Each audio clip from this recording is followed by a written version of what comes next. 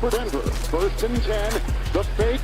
Good block in there, and down it goes. Caught at the 30. Welcome to the Fins tailgate. It's where we elevate. Miami Dolphins talk, yeah, we never hesitate. Breaking news, hot takes, we keep it up to date. And when the fans speak up, the panel resonates. We live that aqua and orange from the field to the mic.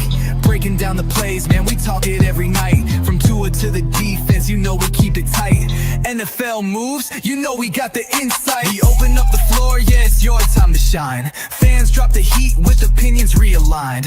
You got concerns, bring them, we're gonna chime. The Fins tailgates, where we keep it prime. Welcome to the Fins tailgate, it's where we elevate. Miami Dolphins talk, yeah, we never hesitate.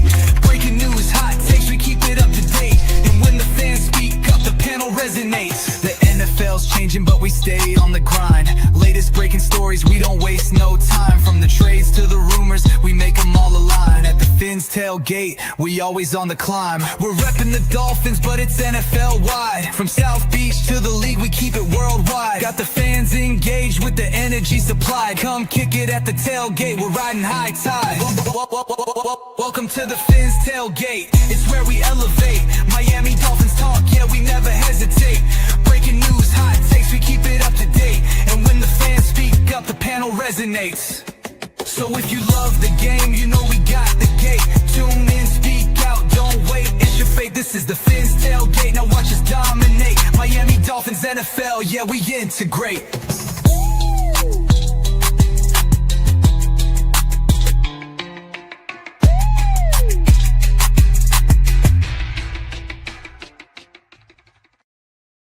Damn, bro. So listen, like real-time reaction to the new intro soundtrack for the show. HB hit me up a couple days ago. He's like, hey, got a new song, new intro loaded up for 2025. He goes, check it out. I'm like, all right. And I'm like, you know what? I'm going to go live this week. I'm going to wait until, and man, did not disappoint. Fins tailgate, baby. Fins tailgate, Ali. Yeah, hell yeah, man.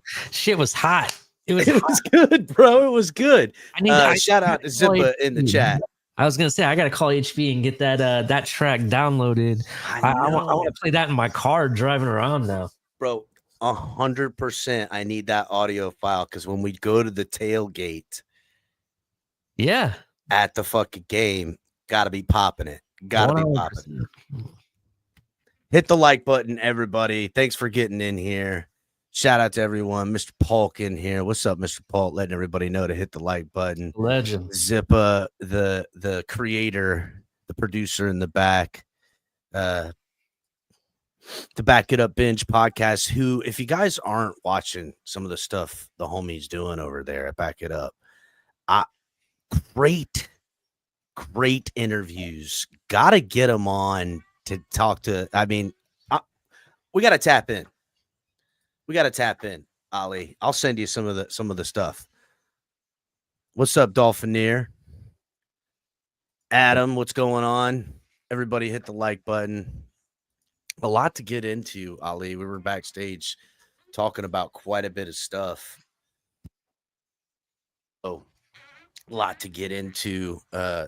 There's a myriad of things all the way up into just moments ago. Right, you were talking about some things that just came down the pike as far as breaking came across the yonder, and we'll get into all that as well. I mean, dude, look, even Tyreek Hill finds a way back up into the news, boys. Flava J, what's up, buddy? Hit the like button. Everybody hit the like button. Well, sir, where do you want to start?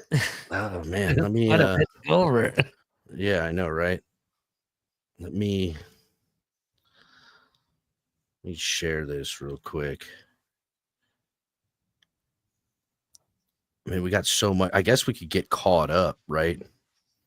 So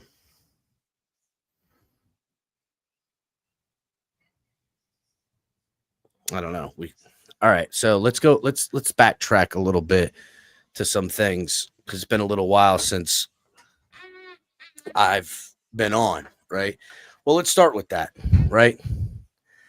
Let's start with why I haven't been on a little bit. So been tied up on some personal stuff on my end with the family. My son's been having some stomach medical issues, which it's been kind of hard. It's gotten, it was just going on for so long, and we've been taking him to the doctors and stuff, and finally we pushed it to a little accelerated as far as what we want to hear and want to see getting done. And it's not been good diagnosis thus far, right? So there's a high possibility that the worst case scenario, it coming out to being like Crohn's, which is treatable and is a big deal, but we're not going to let it slow us down. He's feeling a lot better now. Let me just make that be clear. Like, he's on the mend. The kid is strong. He's not weak-minded.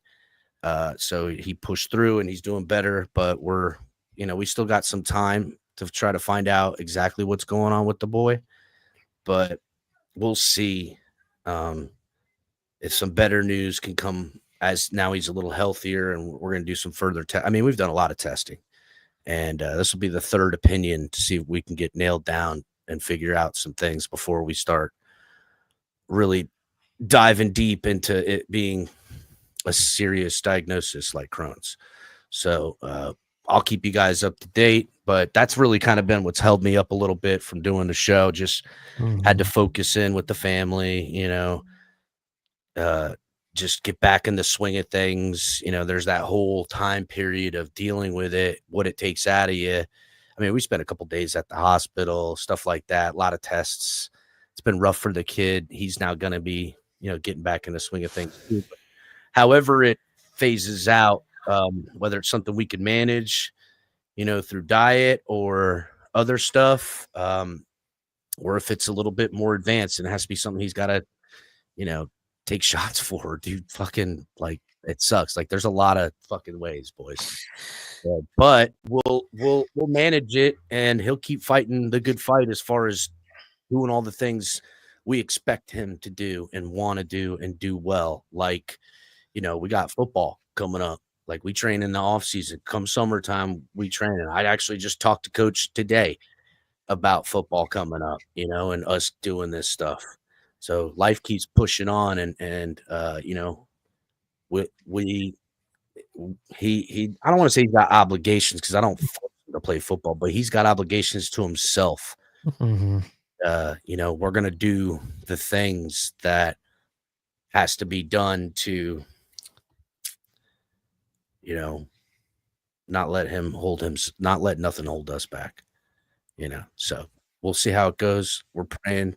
We're trying to push through, and we'll see where it comes out in the end. Again, like I said, still a third doctored opinion. Mm-hmm. We're waiting to see to nail it down as far as everything goes with the boy. So LCAP, I just want to say, on behalf of Team TFTG, right?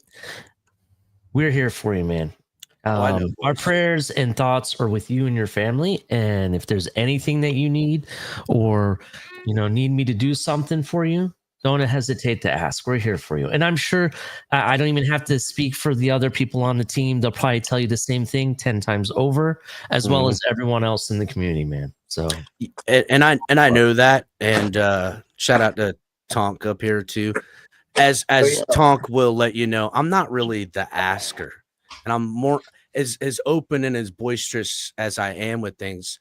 I'm typically really private about something like this. But to be completely honest, I don't want to say I've grown in a bit, but it felt disingenuous. Listen, I've been doing this for years now, talking to a lot of these people that are in the chat for multiple years.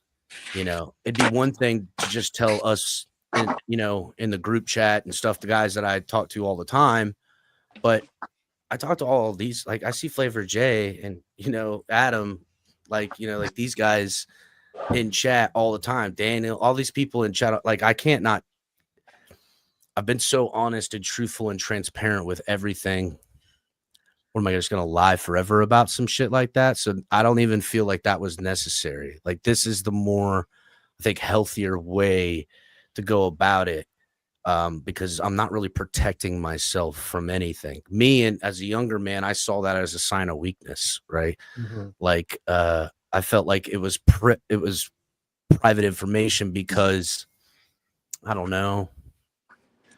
I don't want anybody to think, judge, or have any vulnerabilities, right? But the reality is that, you know, when I to come out with the privy information of how, you know, what's going on with my boy and his health, I feel comfortable enough to deal with all of that stuff, and it doesn't negatively impact in that way, because it's just a little different as far as how I don't know. It doesn't feel the way I thought it would if I would have thought it out before how I've written it. You know what I'm saying?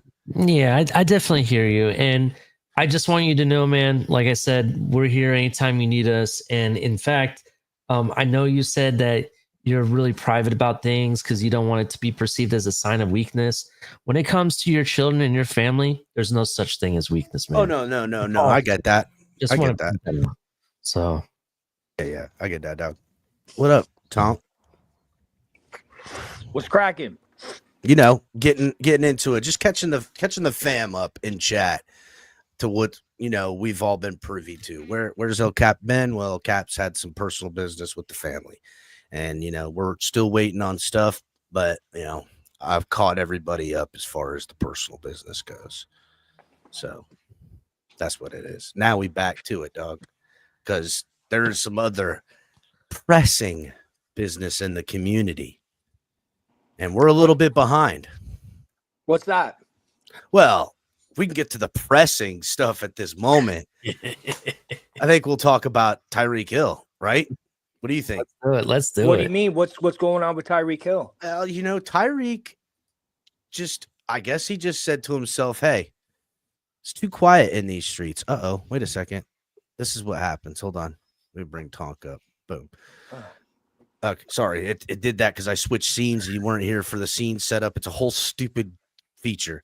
Oh, is this on the new? This is on the new one. No, this is on the old one that they've done new stuff with, because it's just how it works. Every time we think we're leaving, they bring every time we go to leave StreamYard, they do new stuff and make features, and they're like, no, I swear to God, you're not gonna want to leave.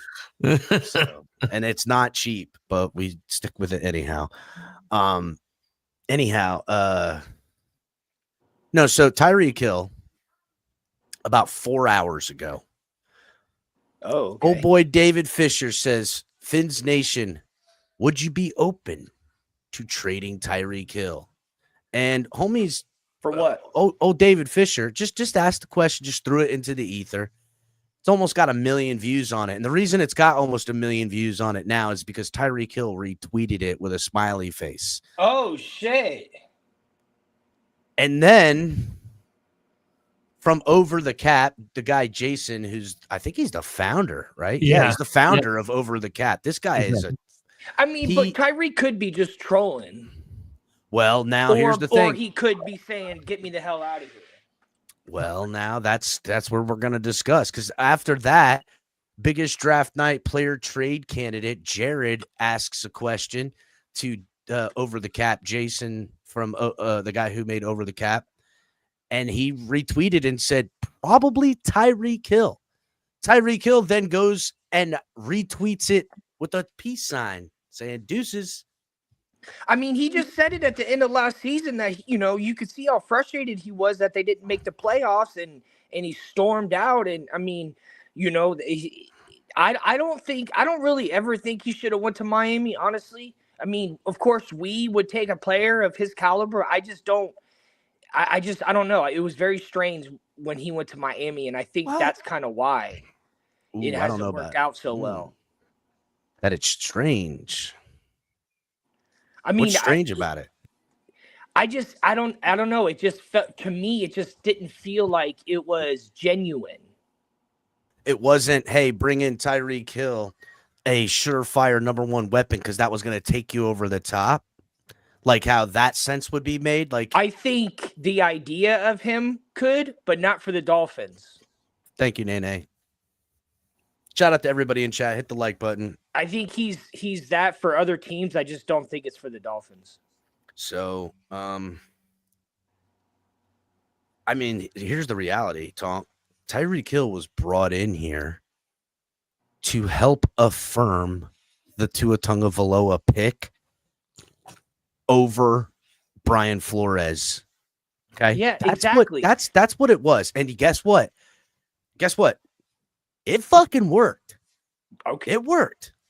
They brought in Tyreek Hill, traded a first and then some for the homie, brought him in, and he turned Tua Tagovailoa into a surefire franchise viewed quarterback. So much so that the Dolphins fans, for a blip in the eye, there was enough unity amongst the naysayers on Tua to the Tua sexuals in the community. There was enough of a blip where they met to the table that it made sense to pay Tua, and they fucking pulled it off.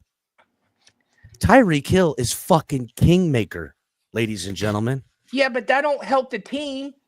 I didn't say it helped the team. Does See, it help me? that's No. what I'm saying. But when they were killing it, it felt artificial. It didn't feel like it was actually gonna last.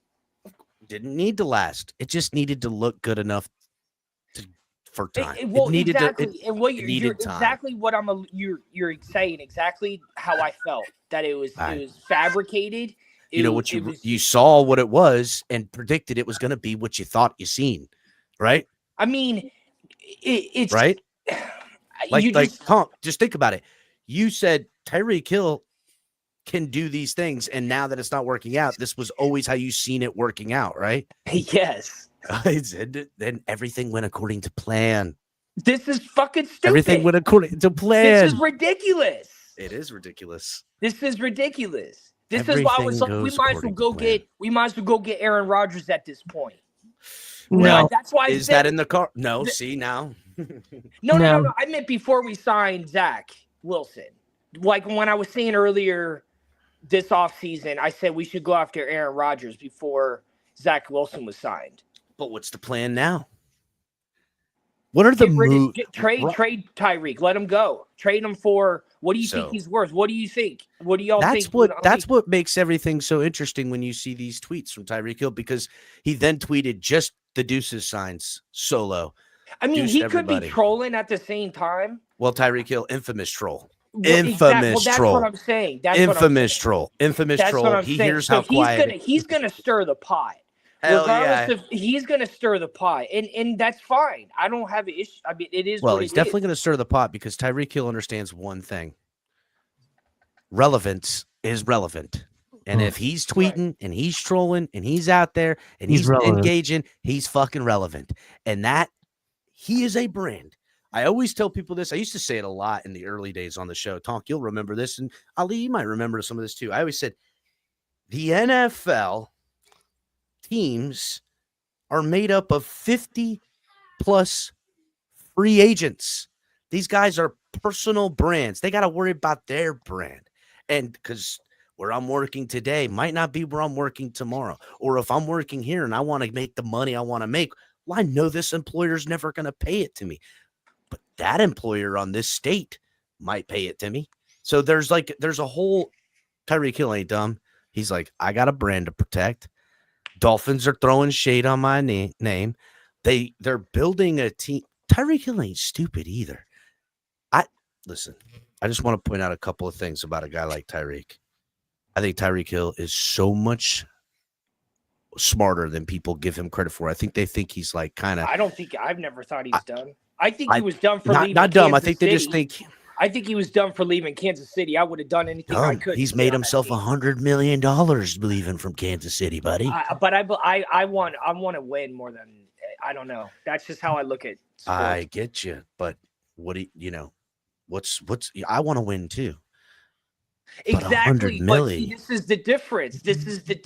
But Honk, the thing is, if you go back to the Kansas City moment before he was traded, he tried negotiating with them. He didn't want to leave. He didn't want to. They just said, unfortunately, right now, financially, they couldn't afford him. Even at a lower cost, they couldn't afford him. That was the problem. And that's That's crazy. They lose one Super Bowl and then act like they can't. They didn't need it either. They won Super Bowls without him. So but you think about it. You think about it. But that was he played in the one against the Buccaneers.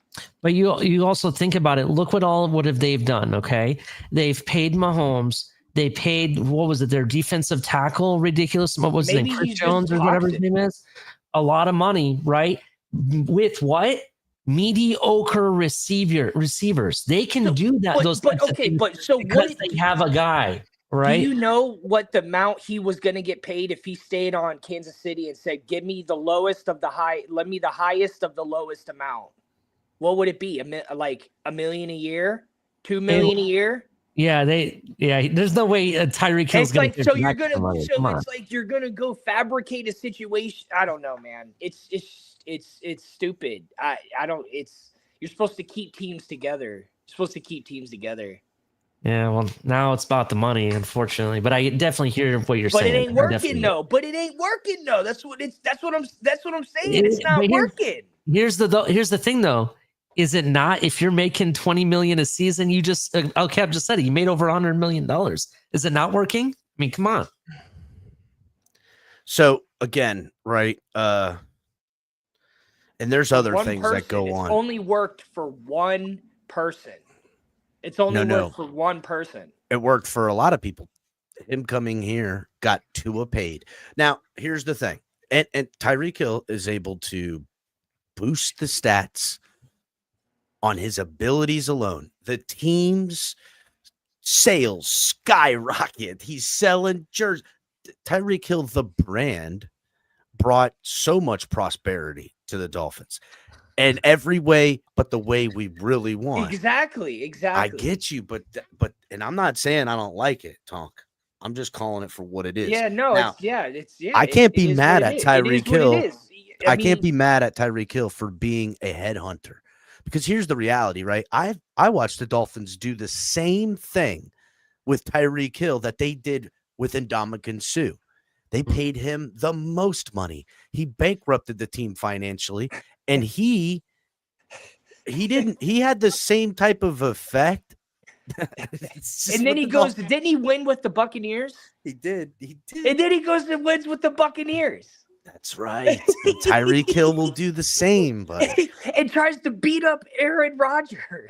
Well, he did that earlier. He was on, that was but when he was on the Bucs, they played the Packers, and he went after Rodgers. Rodgers was like, "What the hell, at Dubby?"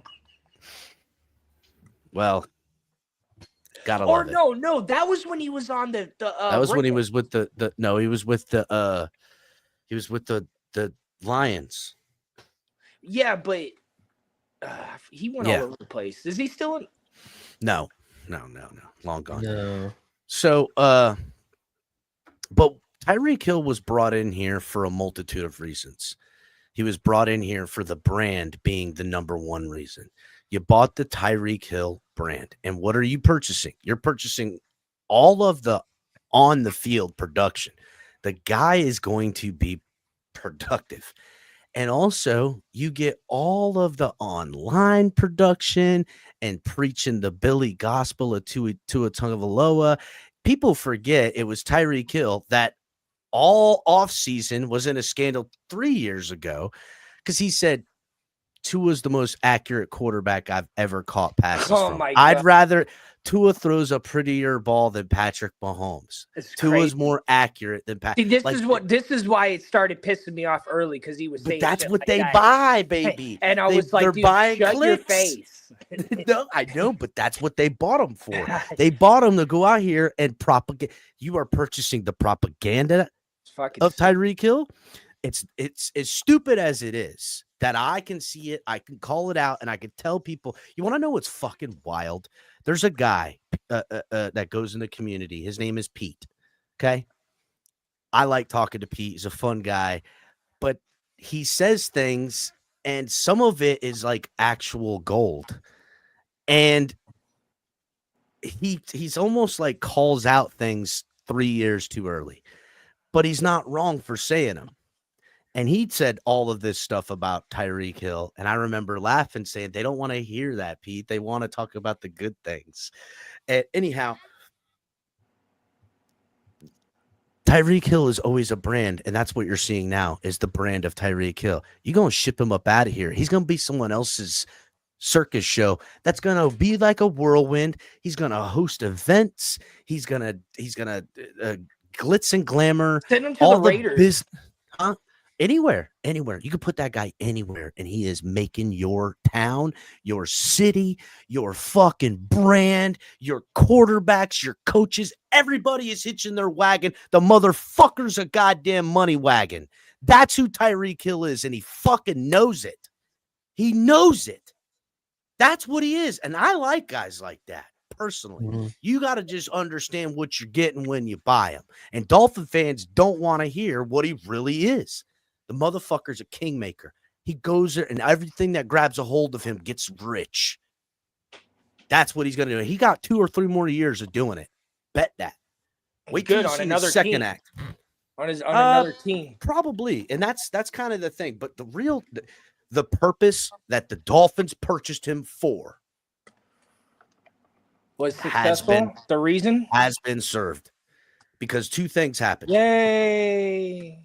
Two things happened. Well, a few things happened. One, he saved everybody's job that hitched their wagons to Tua over Brian Flores because he made Tua look competent, helped make Tua look competent, and helped everyone else look like smart people again for doing everything they did, putting on the greatest show on surf. And there was a lot of people that helped that as well. Mike McDaniel, Tua, everybody had their hand. But let's not act like Tyreek Hill is in a heavy financial leverage bet that this guy's going to make sure it happens because he fucking did. Okay. And then also you get all of the on-field branding and all the other stuff. But he also played in a bigger picture. Something has happened over the last couple of years, and I've been trying to talk to my fans about this and help them understand not just the Dolphins, not just the coach, the quarterback, the owner, all that stuff, but like the business of the NFL and what really is going on and why things are really happening. And Tyreek Hill, along with the other assets. So here's what they did. I'm going to fucking lay it out for you fucking idiots for the last time. Tyreek Hill was frontline center rebrand department for a goal that they set up when they tore this down. Tyreek Hill corrected what could have been a massive financial loss for the Dolphins.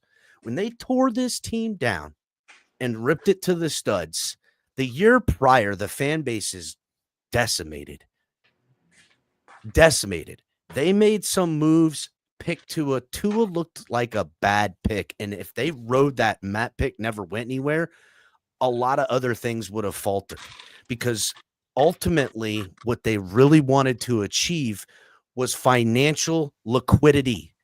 That's what they wanted. They wanted to rebuild, tear down, and all of the money they've invested in the team from fucking building the new stadium, business deals, buying this fucking track, all this shit that they've done, they needed to get it up for a refinance. Okay, that's the best way I can put it, as that it's a refinance, because it's really not. What's happening is that the owner wanted to get his fucking money back and have the business be what the business is and just print cash. Okay. Because then what those people do is they leverage those assets to buy bigger and badder shit without they're their own banks, and they can get more money.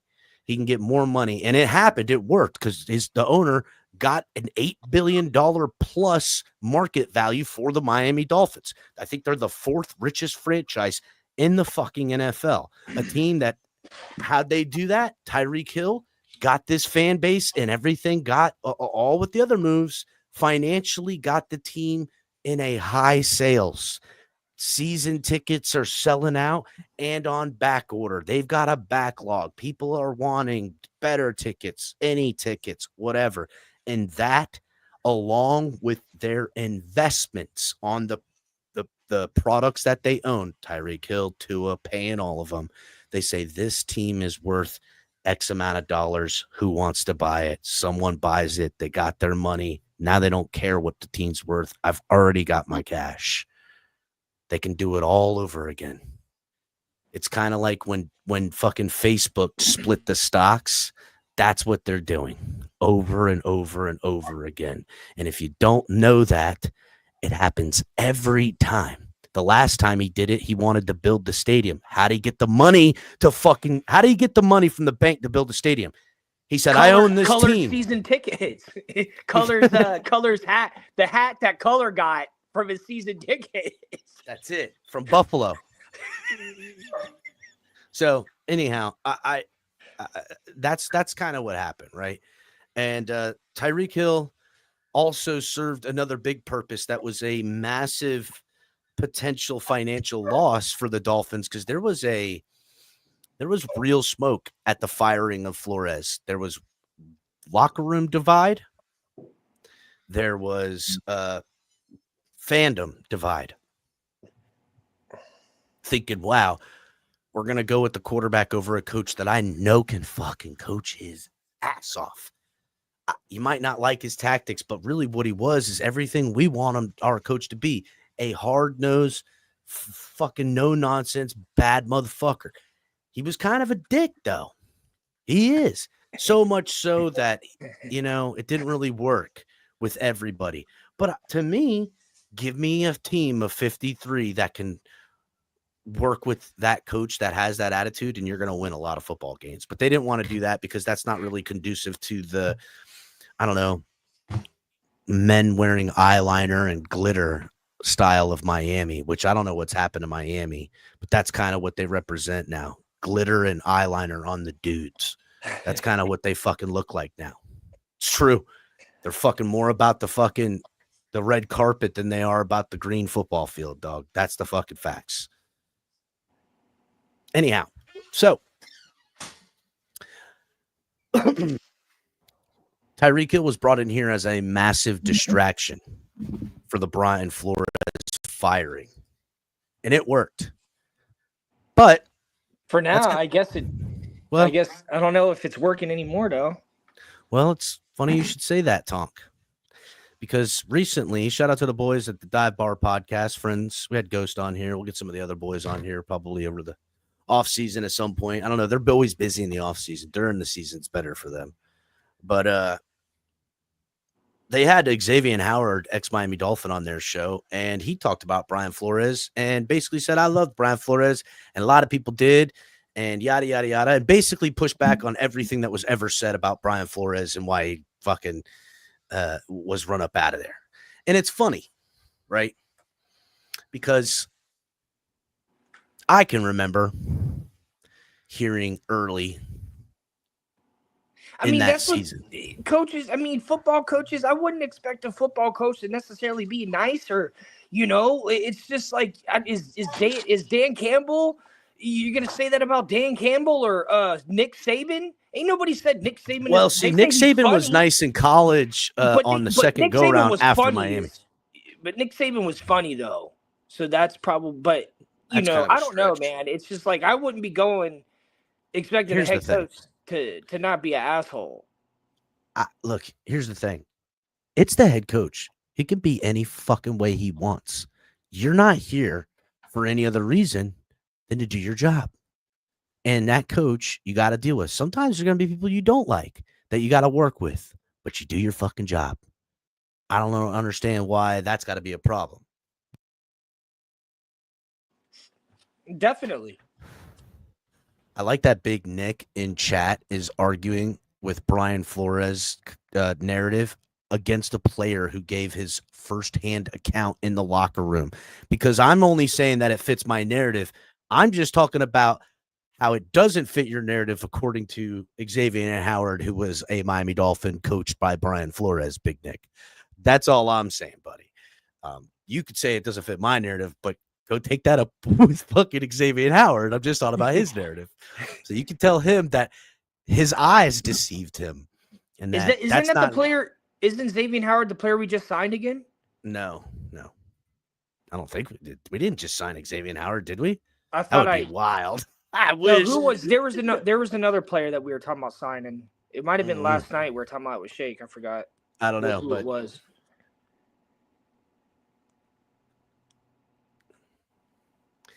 yeah, was X telling the truth because it fits your narrative? Well, you know what? Maybe you're right, Big Nick. Maybe Xavier Howard's like, I'm just gonna lie. To Dolphins fans, to fit El Capitan's narrative. Hold on. What do you mean? It's true. What? Hold on. Lie. We'll tap in later, Xavier Howard. You know, we talk all the time. So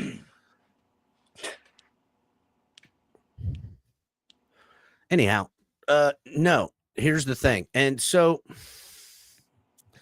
there's been quite a bit of talk going on this offseason, and I've touched on this before about beat writer Omar Kelly.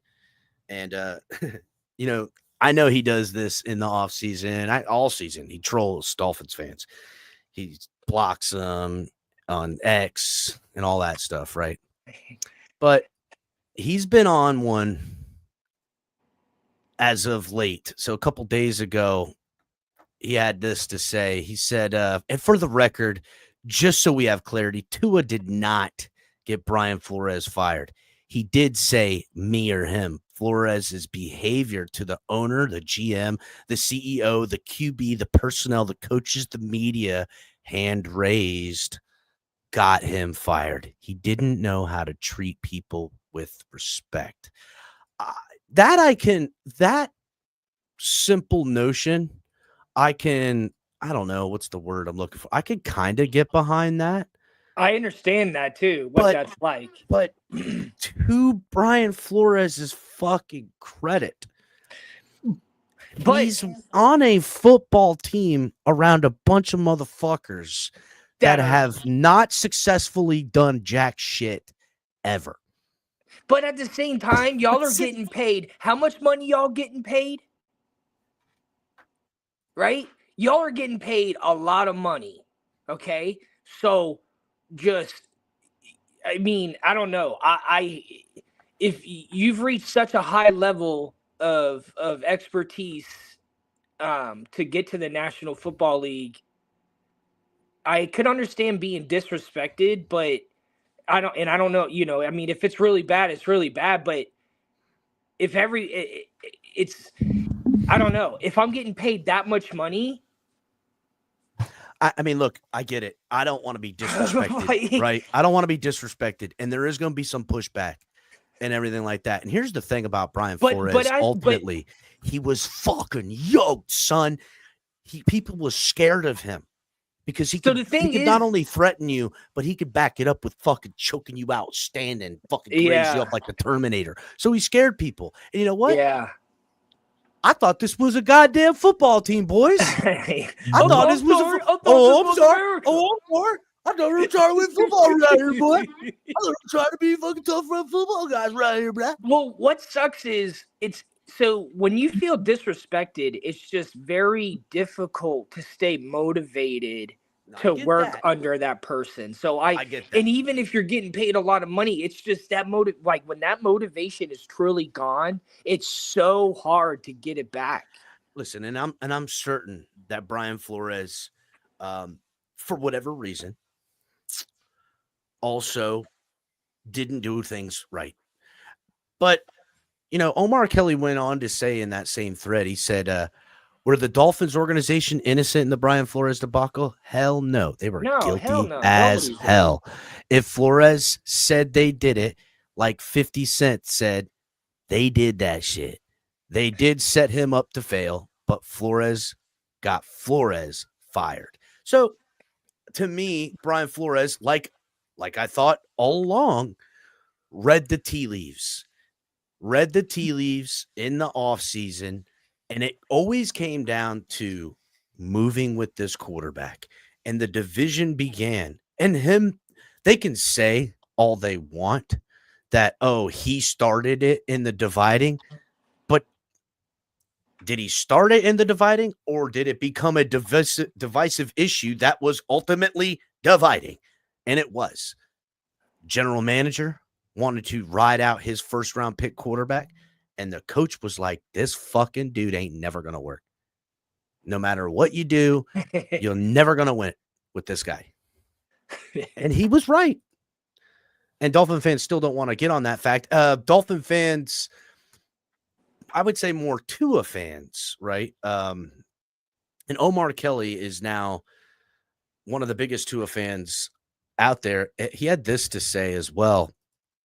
He says, I am a historian for the Dolphins. That is my job. Like it or not, I will not allow anyone to rewrite history so it favors them. Those are some serious words, because I feel like Omar Kelly has rewritten history a little bit right here. He gets into a spat with a gentleman on X named Curtis, Fins News 1. And it says he said Flores didn't choose to start Tua. Flores did not get a chance to notify the players, didn't talk to Galley, equals death sentence in coaching protocols. Flores spent weeks saying Tua wasn't ready. Flores wanted to win. Fitz gave them the best chance. Tua was forced in by someone above. Now, the narrative that Curtis is talking about is one we reported on during the time. I mean, immensely, right? Were we talking back then at that time? I don't remember if we were. But it was so openly discussed in every which way that you could see Tua. Flores had zero faith in Tua. Zero faith. And didn't think the kid was going to get it done. Didn't think he was ready physically for football. And wasn't that the season where they went like 0-7 and 7-0? I can't remember, right? No, because it wasn't his rookie season, so it was his sophomore season. They went 0-7. They went 0-7 and 7-0, I think.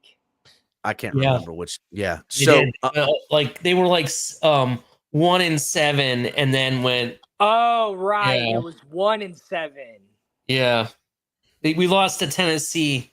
Had we beaten Tennessee, we were on that playoff run. It's always Tennessee, isn't it? You could pretty much say that about any playoff run. It's always Tennessee or the Ravens. Tennessee and the Ravens. Well, Tennessee's the new Ravens. Omar Kelly retweeted Curtis at Fins News 1. He retweeted it and said, Flores didn't say he's not ready when they discussed sticking to the initial plan of putting him in at the bye week. That's what it was. The bye week. Remember, Ali? They had the bye week. They wanted to put Tua in after the bye week. And it was so obvious to anyone that he didn't want Tua in there. He wanted Fitz to win for them. That's when the initial divide began. Anyhow, Omar Kelly continues, says what he did was put him out there expecting him to fail, and then he can do what he wanted, which is go back to Fitz. That's why he kept benching him for Fitz. It wasn't genuine. It wasn't a vote of confidence. Flores wanted to make Tua an enemy of his own teammates. It was calculated. This has been the literal narrative point of the Tua-anon. That Flores calculatedly tried to manipulate Tua's starting status abilities with the Dolphins by setting him up to fail, so then the team would turn on him. If that's true, only chumps do shit like that. First of all, if you're on the fucking field with the ball in your hand, you're not set up to fail at all. Do something, bitch. I mean, do what something, the fuck son. Are you talking about? A head coach doesn't become a head coach for setting people up to fail. That's not how it works. Apparently, I mean, it is, there though. might be taking favors and shit, but He never or believed maybe in he knew Tua. he was on his way out. I mean, maybe he knew he was on his way The out. talking point was that Flores is and was sabotaging Tua. And I think we now know exactly where that has come out of, because it was front line and center on the Big O show. He wouldn't shut the fuck up about it. They're firing this fucking guy.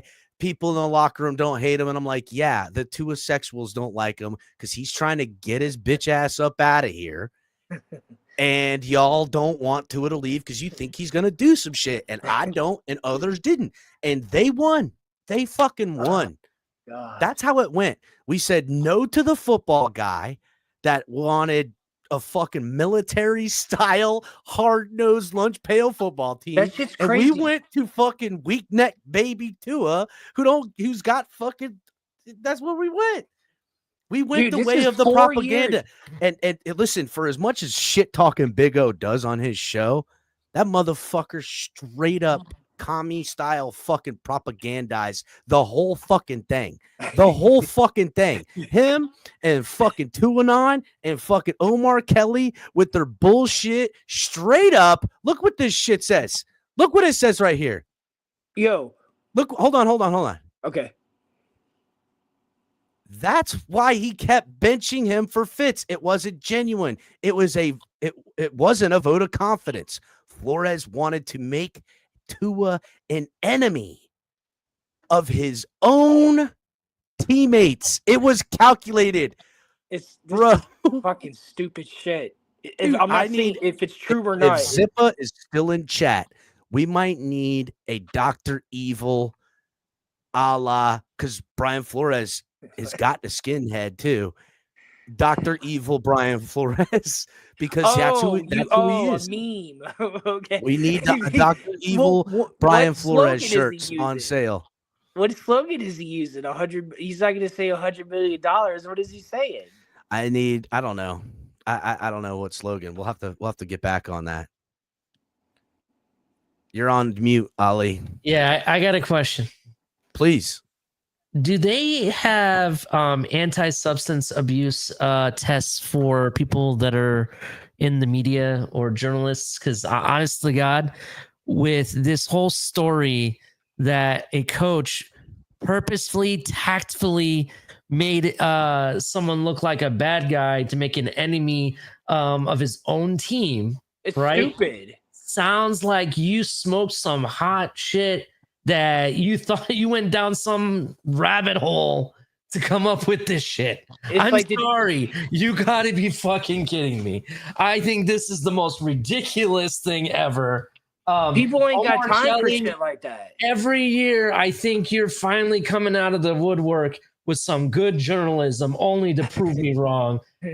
Someone needs drug tested, as well as Big O. Big O for sure needs to be drug tested. This shit is wild. I'm sorry, but big time wild. Yo, so talk real quick to give you the timeline. This was of Tua's rookie season that they're referring to. That all along the timeline was at this date, but they moved it up. It was going to come back after the bye week, but they moved it up because he was better and they didn't force it on him. You know, Shane Gailey knew that's not how it looked. That's not how it fucking played out. Nothing.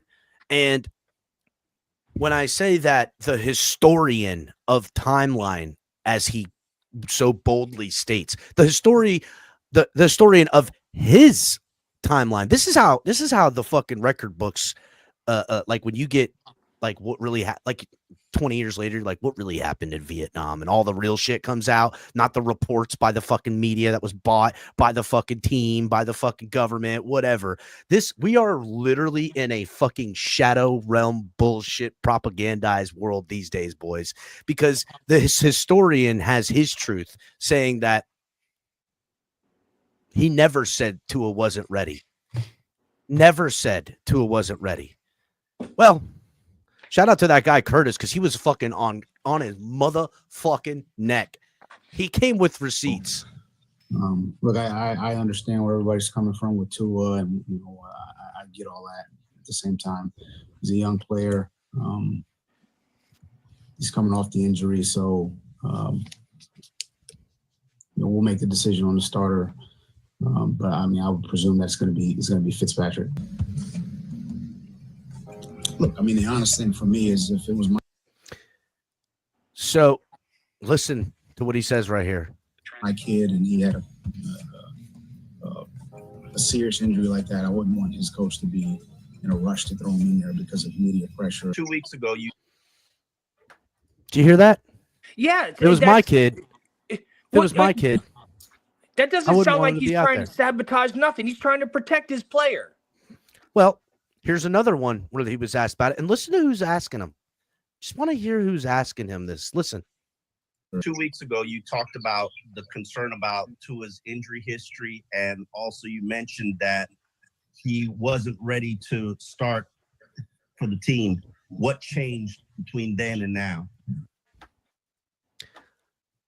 So I remember when he was asked about this. Okay. Because that original statement was, if it was my kid, he's not ready. And then all of a sudden Tua's out there. We're like, what the fuck? And it just didn't look, it never looked good. It never looked like they were like two atoms that didn't fucking connect. You know what I'm saying? It didn't look right. And the narrative that came out on the other side was the one that Omar Kelly is talking about in that previous tweet, that this was sabotage. This was sabotage. So when And I'm telling everybody, and I'm gonna get up close to the camera like this, so I'm gonna tell it to you how it really is. I talked earlier in this show about the product that was Tyreek Hill and how he served his purpose, and that's why he may get traded. He may be off. He may be traded before the deadline, something to the effect, whatever, right? But his purpose was served. This narrative. like a clown at a clown college. That's it, baby. Like anything. He's a subcontractor and the contract got served. Well, the purpose in what they wanted from Tua Tagovailoa was not served. The product, the value, the thing they wanted, a franchise paid quarterback that values the team at $8 billion on a team that's selling out the arena on the most surf on turf, show on surf turf with Lurf McSmurf out here. That's what they wanted. We have the Smurfs with the greatest show on turf, and we got it out here, and everybody made money. And Brian Flores was the saboteur in this. I say not. I think he's the saboteed in this instant. And I think the media department saw what's going to make me money. What's selling papers? What's getting the show? How am I getting on? But like, yo, Where's my hitch to my this is- wagon? Because the Brian Flores wagon's not going to take me so far. Not This like that is- Alabama Tuscaloosa Tua can. this is 4 years later, and we're still fucking talking about this. Well, it's because that's how it works. The truth always comes out, Tom. But like, how many other teams? But during how the many time, other Tom, teams have this back in drama? 2020, but every team does, I'm sure they to some degree. But back in 2020, this has been extra drama for the Dolphins. We've always had our fair share of drama, but the fans were always unified. Never in my life did I see what I perceived to be. But Tom, I know that, but never did I ever in my lifetime as a Dolphins fan have I ever seen such dissension in what I perceive to be an outside element intrusion into this fan base that divided it. And it was done purposefully. And it was done over the coach and what is a football winning type of style versus the money with the quarterback and what is a nice fucking hopeful shit shine where money, everybody gonna make some money. And that's what we took. We took the fucking money route after rather than the football route. And I've seen us take it before, but I never seen the fans.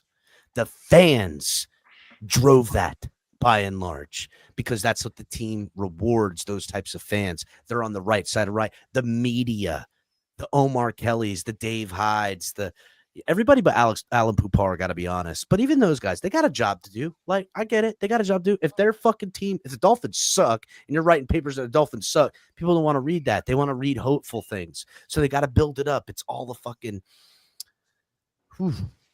it's a lot. But look at how Brian Flores answers this now that 2 weeks have gone by. What's changed? I mean, it's like, any other situation, Omar. Sometimes, guys, a week out, 2 weeks out, 3 weeks out, 4 weeks out. And, I don't know why there's music playing in this. I think we talk about kind of situations like this on a weekly basis. He's day to day. He's, going to be back in a couple weeks. And this is no different than that. He's just word salading it. And, I feel like, through practice and meetings and walkthroughs, that he's ready. And that's how we're going to go moving forward. It sounds like when I was in college and I had to write a paper and it had to be a certain amount of words. So I would put so many words in there that don't do shit besides just make it 1,000 words. Fill the page, baby. Just fill the page. You just filled the page. I could have said it in like maybe 50 words, but I could have said it in maybe 500, 600 words. I'd have to fill it up with so much crap. It's ridiculous. Clown show. So here's the other thing he had to say on it. But he didn't sound confident though. Look how unconfident he sounded though. No, I mean, of course. he sounded like, oh my God, get me the hell out of this place. Maybe he did all that on purpose so he would get fired. But then why would he start a lawsuit? Why would he do a lawsuit? There is that, right? That he did it all to try to get fired. Some people believe that Flores acted in a destructive way on the way out. Maybe that could be something. But then again, right? Like, if you're on your way out at a job that is going to let you go, you might as well fucking shit out the door. You know what I'm saying? Whatever, right? Like, you might as well fuck it. You know what I mean? Fuck you, bitch. You know what I'm saying? I'm going to go shit in the tops of the tanks. I'm going to be shitting out the door that you'll be saying, don't let the door hit me in the ass that I'm shitting out of when I'm walking out the door. Yeah, I might go in the bathrooms and shit all in the tanks and take all the toilet paper out. There was this construction company I worked for in West Palm when I was out of high school, and then there was this other company that was like, it was they were a big home builder, but they treated some of their employees like shit. And I heard a story that one of their head superintendents, when like the owner gave him a check, he took the check and he wiped his ass with it, and then he walked out the door.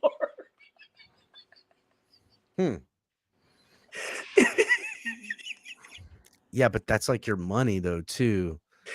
No, because it was like a bullshit check. He was like, take this check, I'll show you what to do with it.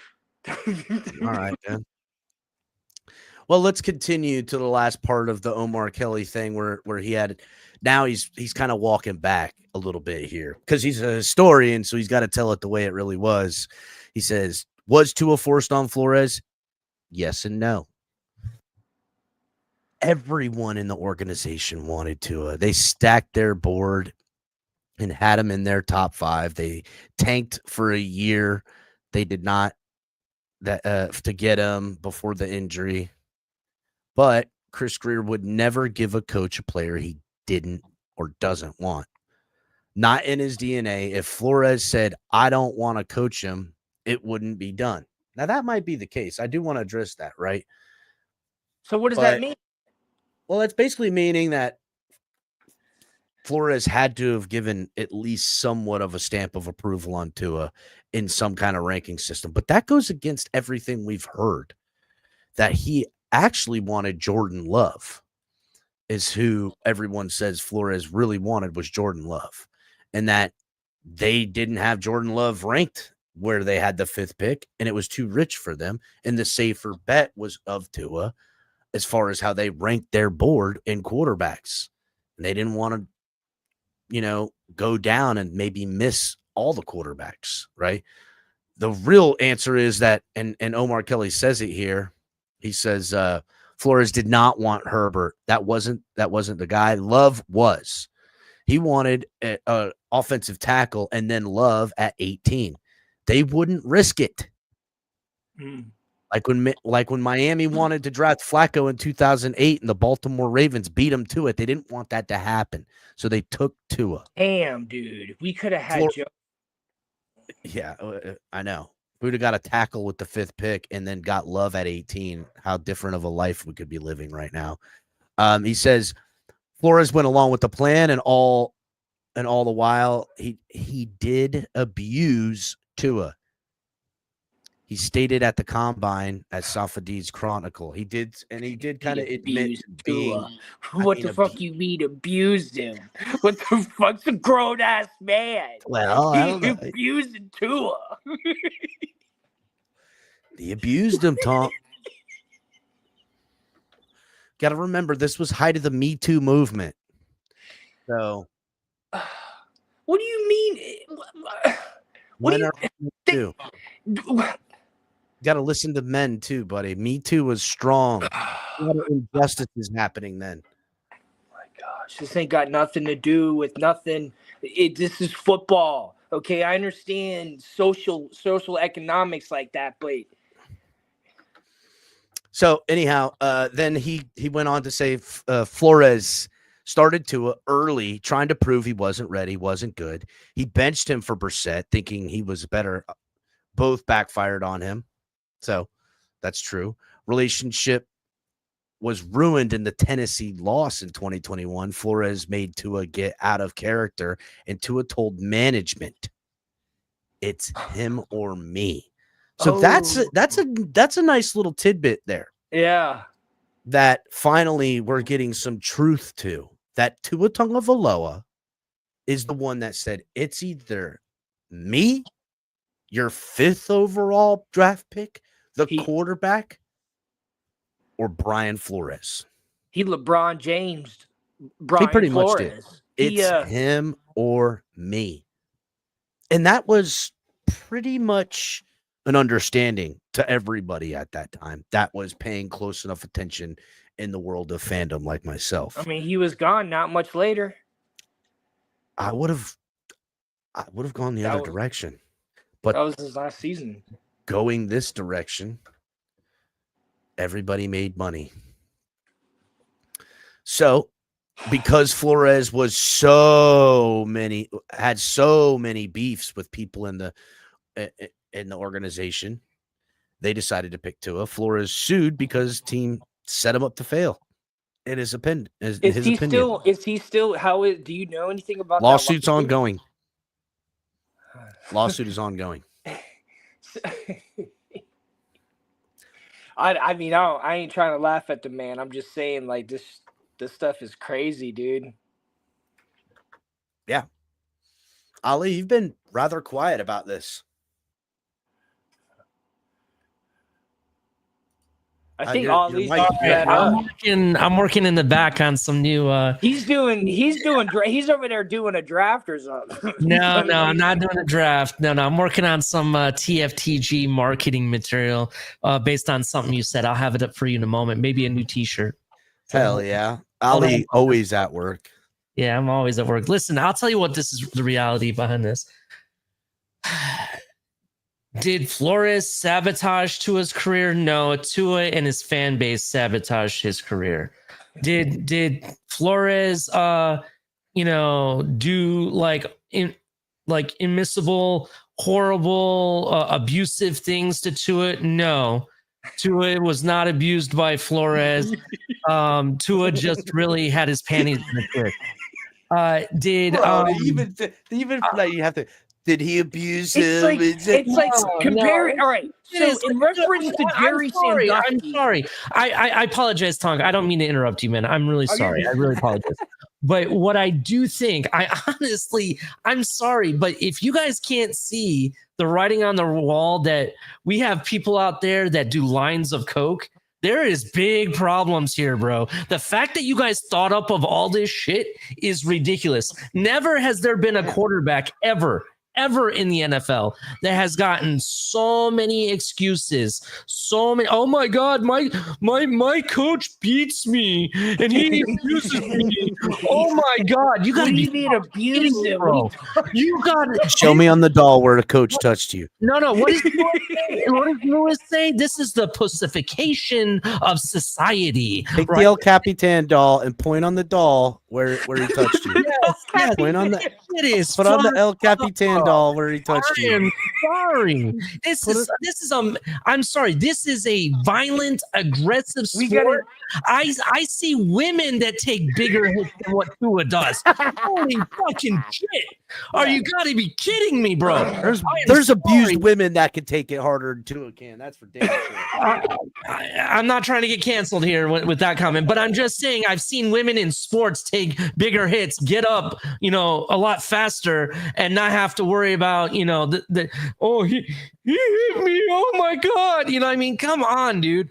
I'm sorry. I'm over this crap. Can we get Flores was our coach? What, 4 years? It feels like 4 years now, but it's been what, 3, right? No, 4. It's going on 4, right? Yeah. McDaniel for 3. So my point is like, let it go, right? Whatever happens with the lawsuit or whatever happens, let's fucking stop trying to blame shit on Flores from 3 years ago. If it's still an issue and it's been 3 years, who's at fault here? Is it really Flores or is it really Tua in his feelings, right?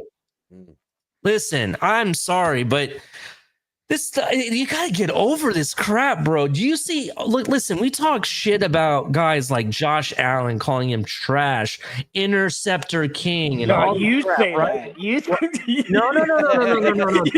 Well, I'll say that. I'll do that to troll them. I know I say that a lot because I'm a Bills hater. I'll admit it, right? But at the same time, a lot of people in the community say that too. I'm not the only one. And when they say stuff like that, and you look at our quarterback, who I bet you he goes home crying because he cried about some coach from 3 years ago, right?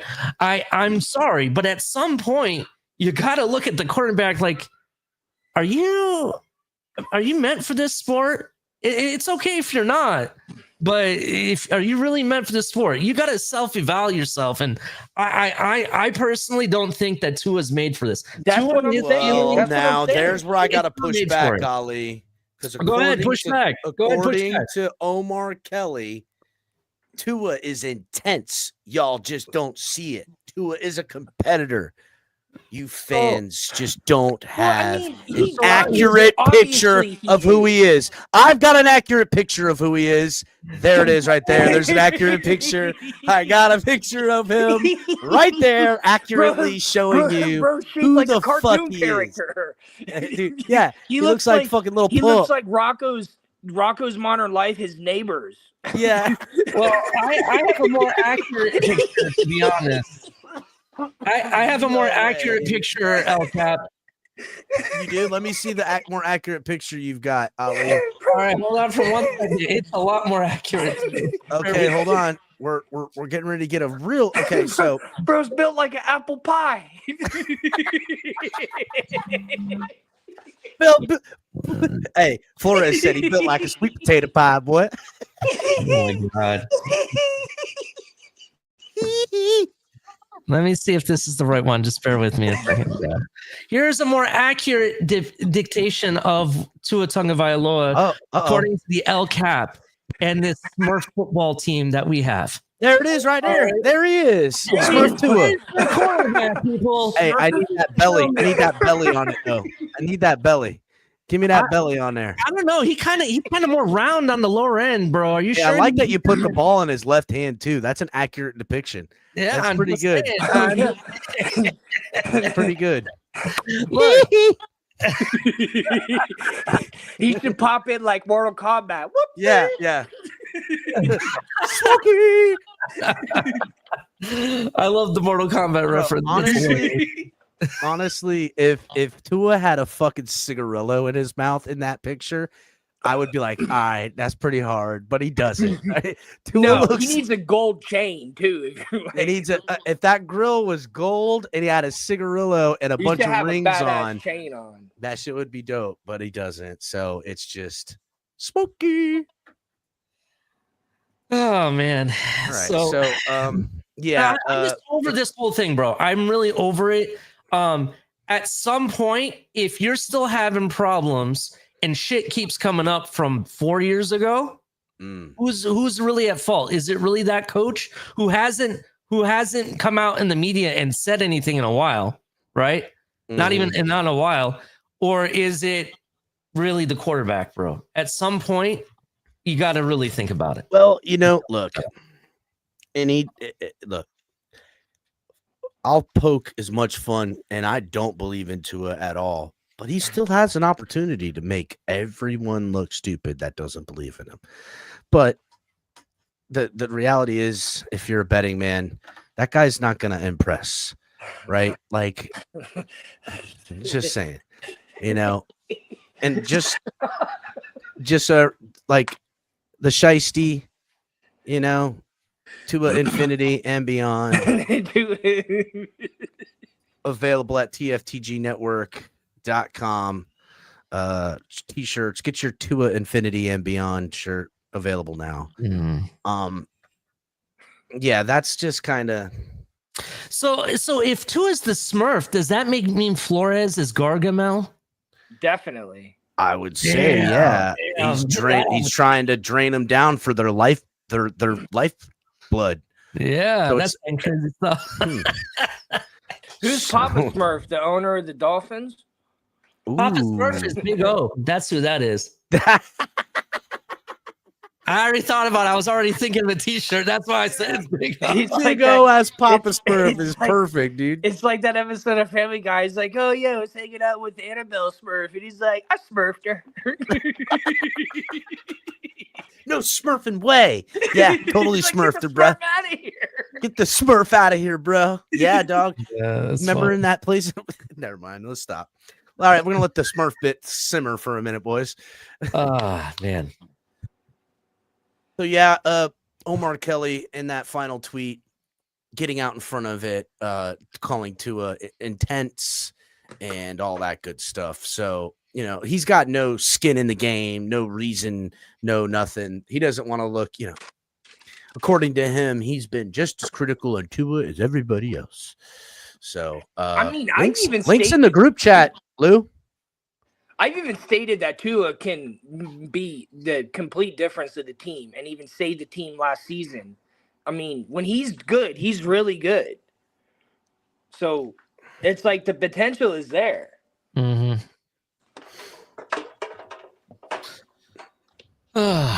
Anyway, are we done with Tua? Can we move on to bigger? No, we're never really done. No, we're going to go to because the reality of the Tua nonsense is we've been spending most of this offseason not talking about it.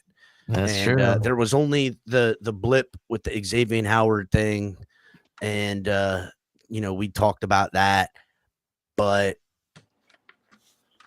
we've been kind of, and his funny stuff on the fucking boat, and we poked fun at that too, but really there's been not a lot of discussion about him because what's there to talk about? Is he going to come out and be something completely different than when we've seen? I doubt it. He's going to do like he always does. He's going to come out healthy. He's going to be prepared. And early in the season, it's going to look nice in practice and preseason and fucking first couple of games. He'll look all right. And once he starts taking some hits, he'll look regular and mediocre as fuck. And he'll put up a stinker here and there. And then he'll go out with injury and the season's over. That's who he is. That's what he is. That's it. Yeah, I'm with you. 100%. I don't think there's going to be anything different that we see that we haven't already seen. He has had every opportunity to do that, right? We've seen the I look like I'm out of shape Tua, coming away from an injury. We've seen the Tua. I've worked out in the off season, worked with the QB coach Tua, and then we've seen the overweight. I've been doing jiu-jitsu Tua. And now I saw the super skinny. I'm on the freaking keto diet Tua. All right, who almost got flew away in the wind, to be honest, because how skinny he looked. And then we've seen, hey, I don't give a fuck. I'm just gonna go drink and party on my boat, even though I'm supposed to be nursing a hip injury. We see soft Tua now. We see soft belly Tua. Yeah, we see soft Tua. So my point is, we've seen every face of Tua. What else is there to fucking see anymore? That's what I don't understand. Healthy, good football Tua. That would be a nice change of pace. I'm sorry. I just don't believe there's a world where there's good football Tua, to be honest. Well, here's the thing, right? Healthy or not. Ahead. We've seen getting jacked Tua because he came after the injury. We've seen fat Tua because he got injured again with the stuff. We've seen skinny Tua not make it. Maybe beer gut. Maybe beer gut Tua. No, that's Tua potato pie. Tua potato pie Tua. Lewis, sweet potato Tua. This is sweet potato Tua. Maybe Lewis, sweet potato Tua. I also sent it to your Twitter DM. Check your Twitter DM. Yeah, I just sent it directly to his. He says he can't get in, so I'm wondering if it's the link you sent. So I sent it to his Twitter DM. So if he can try that. All right. Oh, Omar already backtracked what he said, according to Lewis. Oh, is that what? Right? He already backtracked. What do you mean, like a lie, or he has different information? Well, let me go look through the Wayback Machine. Or maybe he's just wrong about something. Oh no, he's wrong about plenty. This was back on the 25th, I believe. So let me get back here a little. See what I can find. Jeez, dude, this guy tweets so much. Maybe Lou fucking sent it to me. I don't know.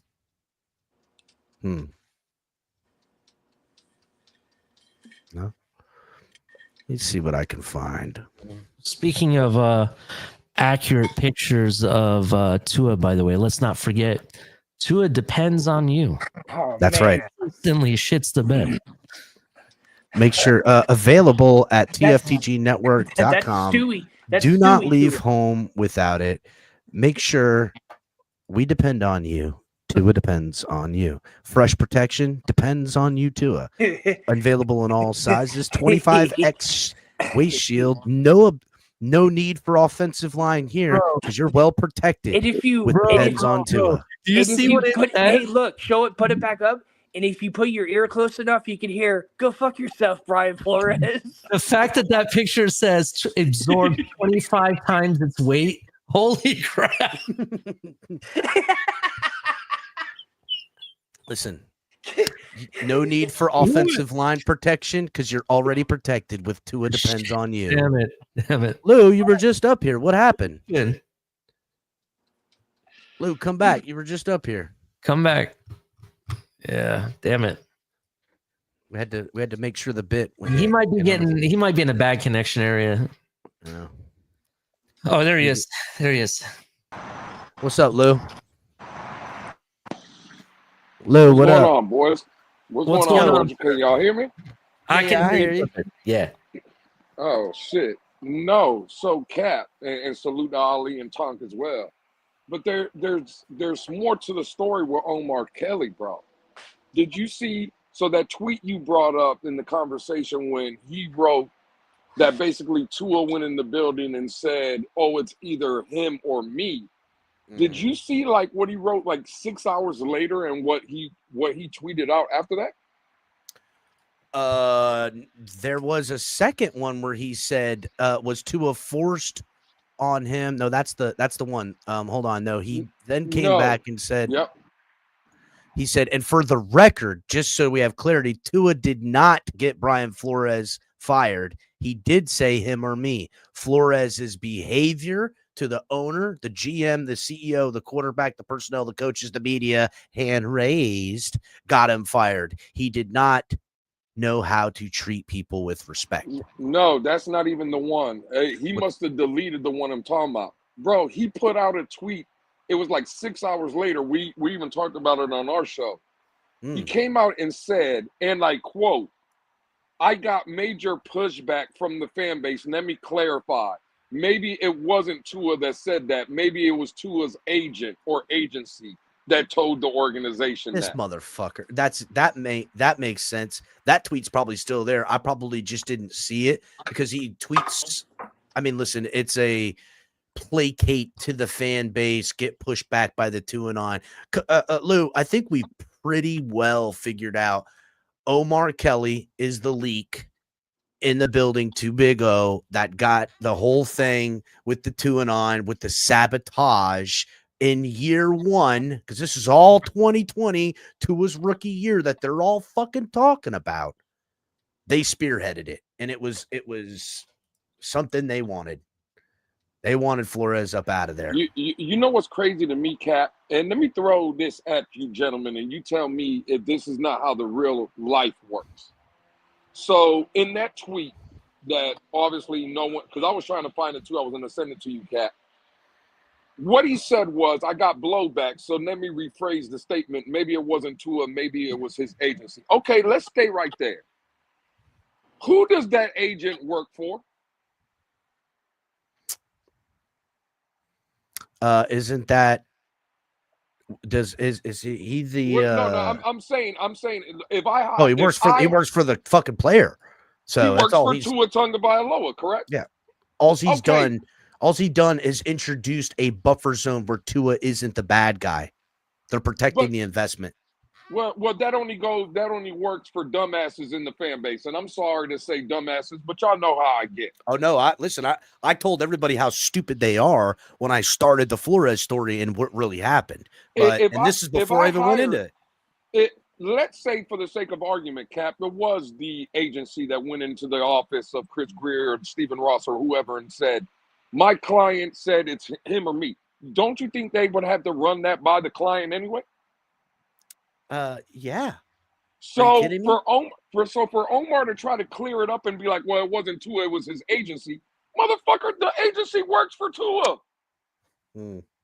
You don't think one way or another. So let's say again, Omar, that I just look at the beat reporters that we have covering this team. We always ask ourselves, gentlemen, why do we have a fraud organization? Because everybody within it is a bunch of frauds. Oh, yeah, no, it's a full propaganda fucking swinging machine. And as long as you're willing to just not call out what's really going on and take everything as like a repackaged value from the fucking Dolphins, if you take their propaganda and repackage it and sell it for them, they love you. But if you push back on the bullshit they've been pulling on us for decades now, you're fucking an outcast like the rest of us.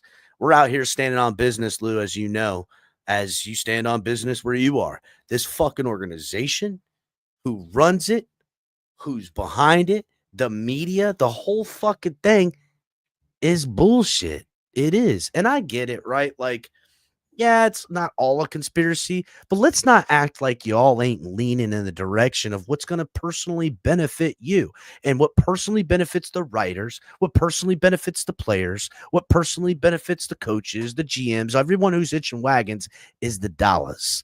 And I don't give a fuck about all y'all making money on it.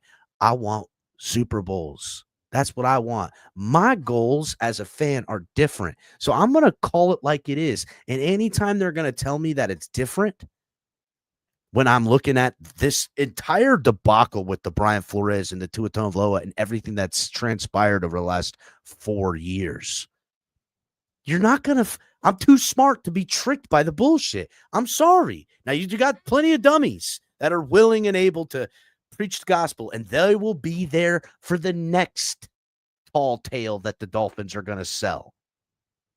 And we'll just have to hopefully fight back better next time, buddy, because that's all we can do. Power to the fucking people. This is the fucking resistance. Y'all want a Super Bowl win? It's time for pitchforks and torches, damn it. And it ain't just saying I'm not going to buy gear, I'm not going to go to games. That shit don't hurt them. There's plenty of dumb idiots that they can take over. Okay? What we got to do is hold court. We got to have fucking understanding. And this pussyfooting bullshit, take that shit elsewhere, dog. That's it. Take that shit somewhere else. Well, it's these people, Cap. They're the biggest flip-floppers in the world because when they wanted Brian Flores out of here, they made every excuse. You can't talk to people that way.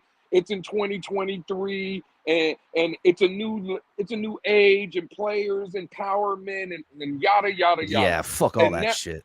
And now where we sit 3 years later, you know what these same people that ran Flores up out of the building, you know what they're asking for? Brian Flores to come back.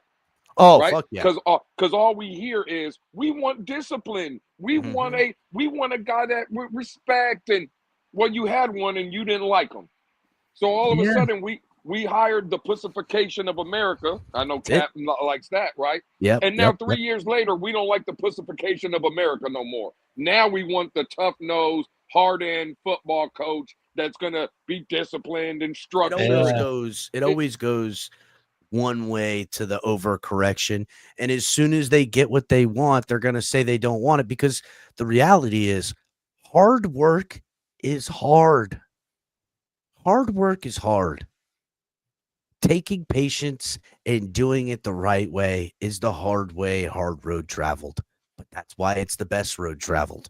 And Dolphin fans are too stupid, because a lot of us get sick of it. We leave. We aren't active. We're not engaged. We ain't out here fighting against the narrative. And I feel like there's a lot more of us now, Lou, compared to when we first were walking out. Ali, Tonk, when I started this, you know what I'm saying? Like there was a few people, but really the counter narrative to say what's really happening was shot down. And there was some people that would come up, they would say something and they would dead that shit. I feel like now we finally have at least strong enough cornerstones and ground to stand on that, because it's coming again, boys. This Tua thing is what we're dealing with on the tail end. The next Tua, the next bullshit, the next time we have a Brian Flores, the next time we're in situations and we see this bullshit game happening, we got to get out in front of it. That's all we can do at this point, because fixing it ain't it. There ain't nothing to fix. Shit's fucking broke. And Lou, there's been some other things that I'm glad you're up here, because you're actually front and center with the next part. You had posted a little something on on X, and it says here, Dave Hyde just said on Poupart's podcast that he was recently told that the media and fans do not understand Brandon Shore's influences and power. He said Shore was the one who didn't want to pay Tua Tagovailoa, and that the reason Mike McDaniel had to pound the table at Ross and get him paid and blah, blah, blah. Now, Lou, we can catch people up a little bit. We've been all – wait a minute. My fault, Lou. Sorry, you were backstage for some reason. We've been talking about the collective and the hidden hands of the Miami Dolphins, so much so that I think that's now how a lot of people know these people's names. We're talking about Tom Garfinkel, that's the marketer, and Brandon Shore, that's the money man, and how these guys equally have influence on the decisions in football operations as equal to Chris Greer in management. And another seat at that table, apparently, is Mike McDaniel. We got all these Chiefs and not enough Indians. You ever heard that? Too many chefs in the kitchen. So, Cap. Yes. What's crazy is, right? Because I heard Chris Greer didn't want to pay Tua neither. So let's take that part out of, because we'll get there, right? You just read what Dave Hyde said. Influence and power with Brandon Shore. Now, he's a capologist. That's what he is. He's a money guy. Tom Garfinkel is the marketer, T-shirt maker, and design maker. Cool. People read that Brandon Shore didn't want to pay Tua, and automatically that's what they listen to and they react to. I'm trying to get to the bigger picture. So he was right. We all know he was right. If that story is true, he didn't want to pay Tua. Put that aside. It still doesn't change the fact he has no football acumen. He has none of it. He is Ali was in the space the other day. Ali did the deep dive. He did the deep dive, right? There's nothing with football. So again, what I'm asking is, why is it that non-football guys have influence and power to make football decisions? Whether they're right or wrong. again, he could have been right with Tua Tagovailoa, Cap. The problem is that's not your job title, right? So I have the clip. And I Cap, have the clip, Lou. Well, real quick, Cap. This is the problem. We always blame who? Who's the man of the hour that we always blame? Well, we're Chris always Greer. blaming Tua. We're Well, always Chris blaming Greer. Chris Greer. We're always Okay, blaming cool. Mike McDaniel. But there's these other people that no one talks about That get to pull strings. that are equally a money dude and a marketing dude. Facts. Have equal shares say on football. And Cap, think about it, right? We had Reggie McKenzie leave this year for a lateral move. He didn't become the general manager. in Caldwell Tennessee. didn't want to stick around. Ali made that point the other day. Vic Caldwell's Fangio like, did. fuck up out of here. Vic Fangio didn't want to stick around. Stick around. Vic Fangio, day one, was like, what the fuck type of Mickey Mouse shit we got going on here? Cap, go to the guy that you guys were just talking about, Brian Flores. Supposedly, he walked around there saying, "You guys don't know shit. What are we doing here?" Literally was the point in how I pontificated at the end of the story. He didn't know how to treat what? He wasn't nice The to collective. who? The The bunch of non-football motherfuckers? The people that are telling the football man what to do about football? So I got to sit down as the coach, as a fucking football guy, and deal with all the shit. I got a game plan. I got a piece of shit picked quarterback that they made me okay. I got a GM that's a pussy and doesn't know how to fucking tell anyone to shut the fuck up, or he blows in every direction. And then when I want to make a decision about this or that, I got to run it up the motherfucking ladder. I got to run it up to the fucking ladder to a fucking finance lawyer and a marketing real estate guy. Are you fucking kidding me, bro? So a real estate marketer and a fucking finance lawyer. LCAP. So let me explain a few things, okay? Because I did do a deep dive on Brandon Shore, right? And I brought this up in that said space only to be told that I don't know what the fuck I'm talking about and that people didn't want to hear about it, right? The reality is this. Cook Ali.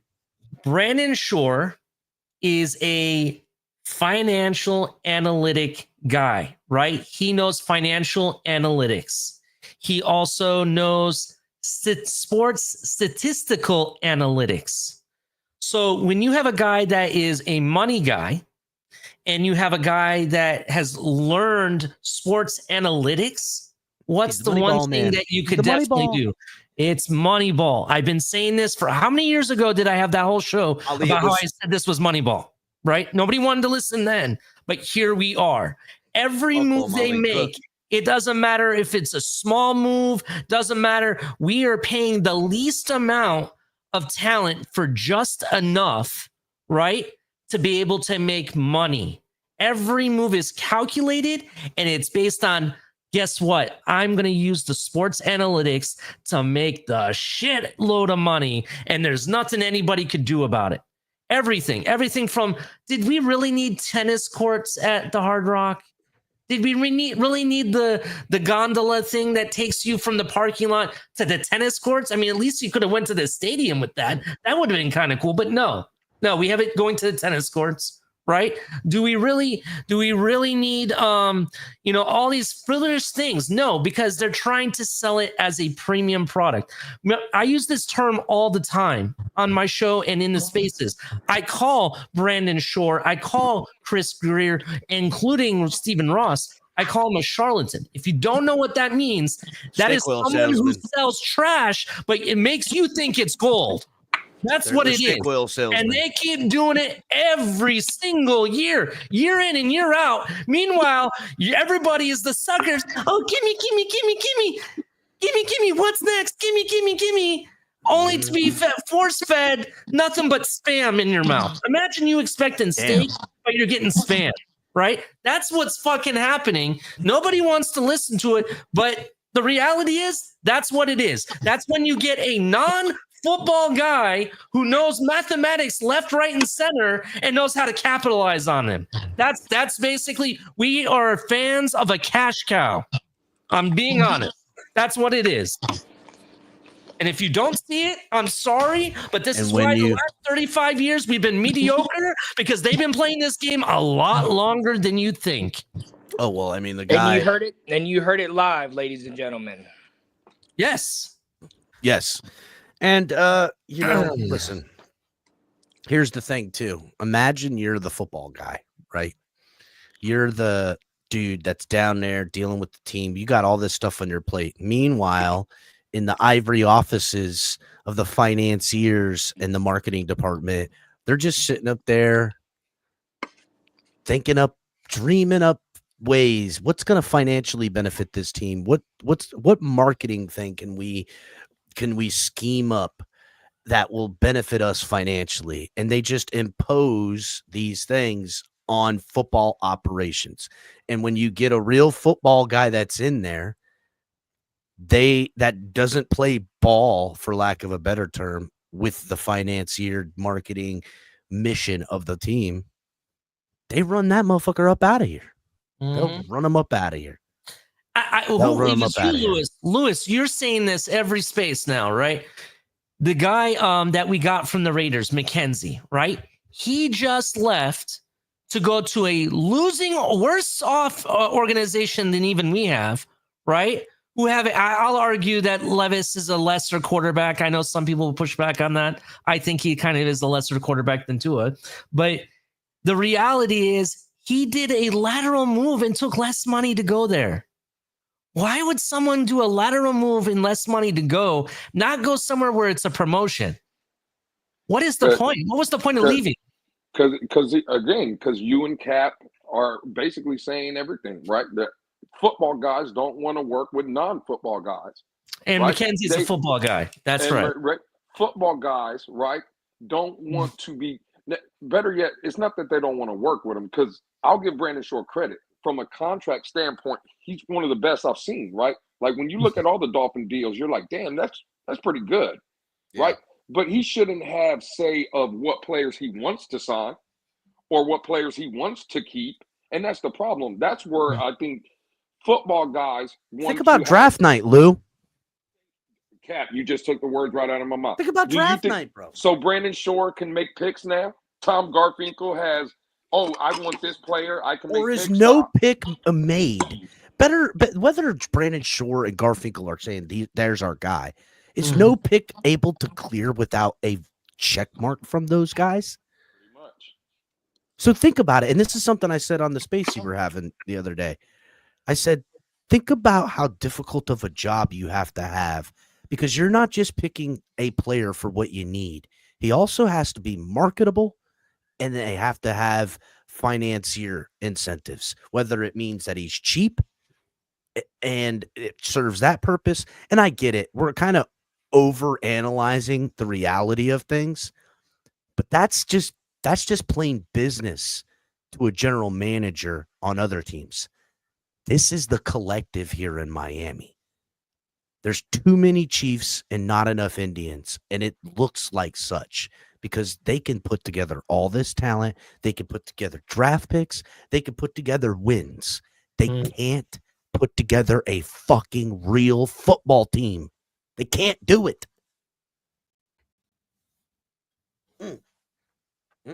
And I also believe that this whole Dave Hyde story, and I told you guys as such, is fodder to protect the collective like it does. Government doesn't the cellular nucleus of the collective in any which way protects itself by having an out, because all they've done with this David Hyde talking about Brandon Shore being the guy that needed to be overruled, like that fucking should matter anyhow, is teeing him up for a potential football operations presidential role or general management role, which they'll go, hey, Dolphin fans, I know you've turned on Chris Greer. Don't worry, everybody. He's not going to be the general manager. He's going to stay with us, but he's moving on to a different position in the company.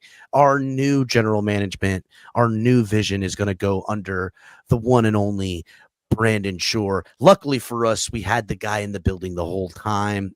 I mean, bully us. How great is it? And that's all it seems to me. And here's what Dave Hyde had to say on Alan Poupart's Sports Illustrated podcast on YouTube. So someone told me that you guys aren't giving Brandon Shore enough credit on his power on taking control of some of the situation in there, and it was reminded me. Remember when Tua signed his contract and he came in and said, Mike McDaniel pounded the table for me. Well, who was he having to argue against inside the organization? It wasn't Chris Greer, because that's just not his way of he was all in on the quarterback he took. And it was told me as Brandon Shore that you know, there's some did you hear that shit, Lou? Yeah, I heard that bullshit. Did you hear? Is this motherfucker reading off cue cards right now? Is he in like a fucking is he in some fucking Al Qaeda fucking dungeon right now, being told with the Dolphins standing over him with that poster behind him telling him what to say? Because it certainly feels like a fucking lie. It feels like he's reading a teleprompter is what it feels like. He even stuttered when he was talking about it, Look, too. I'm going to fucking replay this, dude, because the first time I watched it, I said, what the fuck is this? I said that. I said, what the fuck is this? Look at this. Look. Someone told me that you guys aren't giving Brandon Shore enough credit on his power on taking control of some of the situation in there. Let's break down what he just said right there. Some of you said we're not giving him enough credit on Brandon Shore's power. Yeah, he just used the word power. If he had no power and we wanted to give credit to Brandon Shore, he would have said something to the effect of, we're not giving enough credit for his accomplishments, right? Something like that. Sure. Yeah, he used power. That's what he used. The fucking power of Brandon Shore taking control of some of the situation in there. And it was reminded me, remember when Tua signed his contract and he came in and said, Mike. Whoop, right there. Right there. When he glanced to the notes. He glanced to the notes. Tua signed his contract and he came in and said, Mike McDaniel pounded the table for me. Well, who was he having to argue against inside the organization? Oh, my fault. It wasn't Chris Greer, because that's just not his way of he was all in on the quarterback he took. And it was told me as Brandon Shore that you know, there's some for lack of a better term, checks and balances in there, and it sounds like Steve Ross backed the guys saying, let's have some financial discipline this offseason. And he backed the guy when? A year too late? Listen to what the fuck we're talking. Lou, this is the ultimate 180 counter spin. This is the literal propaganda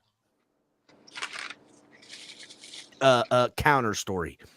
Hey, I know it looks like the Dolphins failed paying Tua Tagovailoa, but really the collective was ultimately right, because the collective, in part by Brandon Shore, didn't really want to pay Tua, and Mike McDaniel, who's got the least, he's at the table, but he's not at the inner circle, as all coaches are finding out here in Miami. The collective protects its own, baby.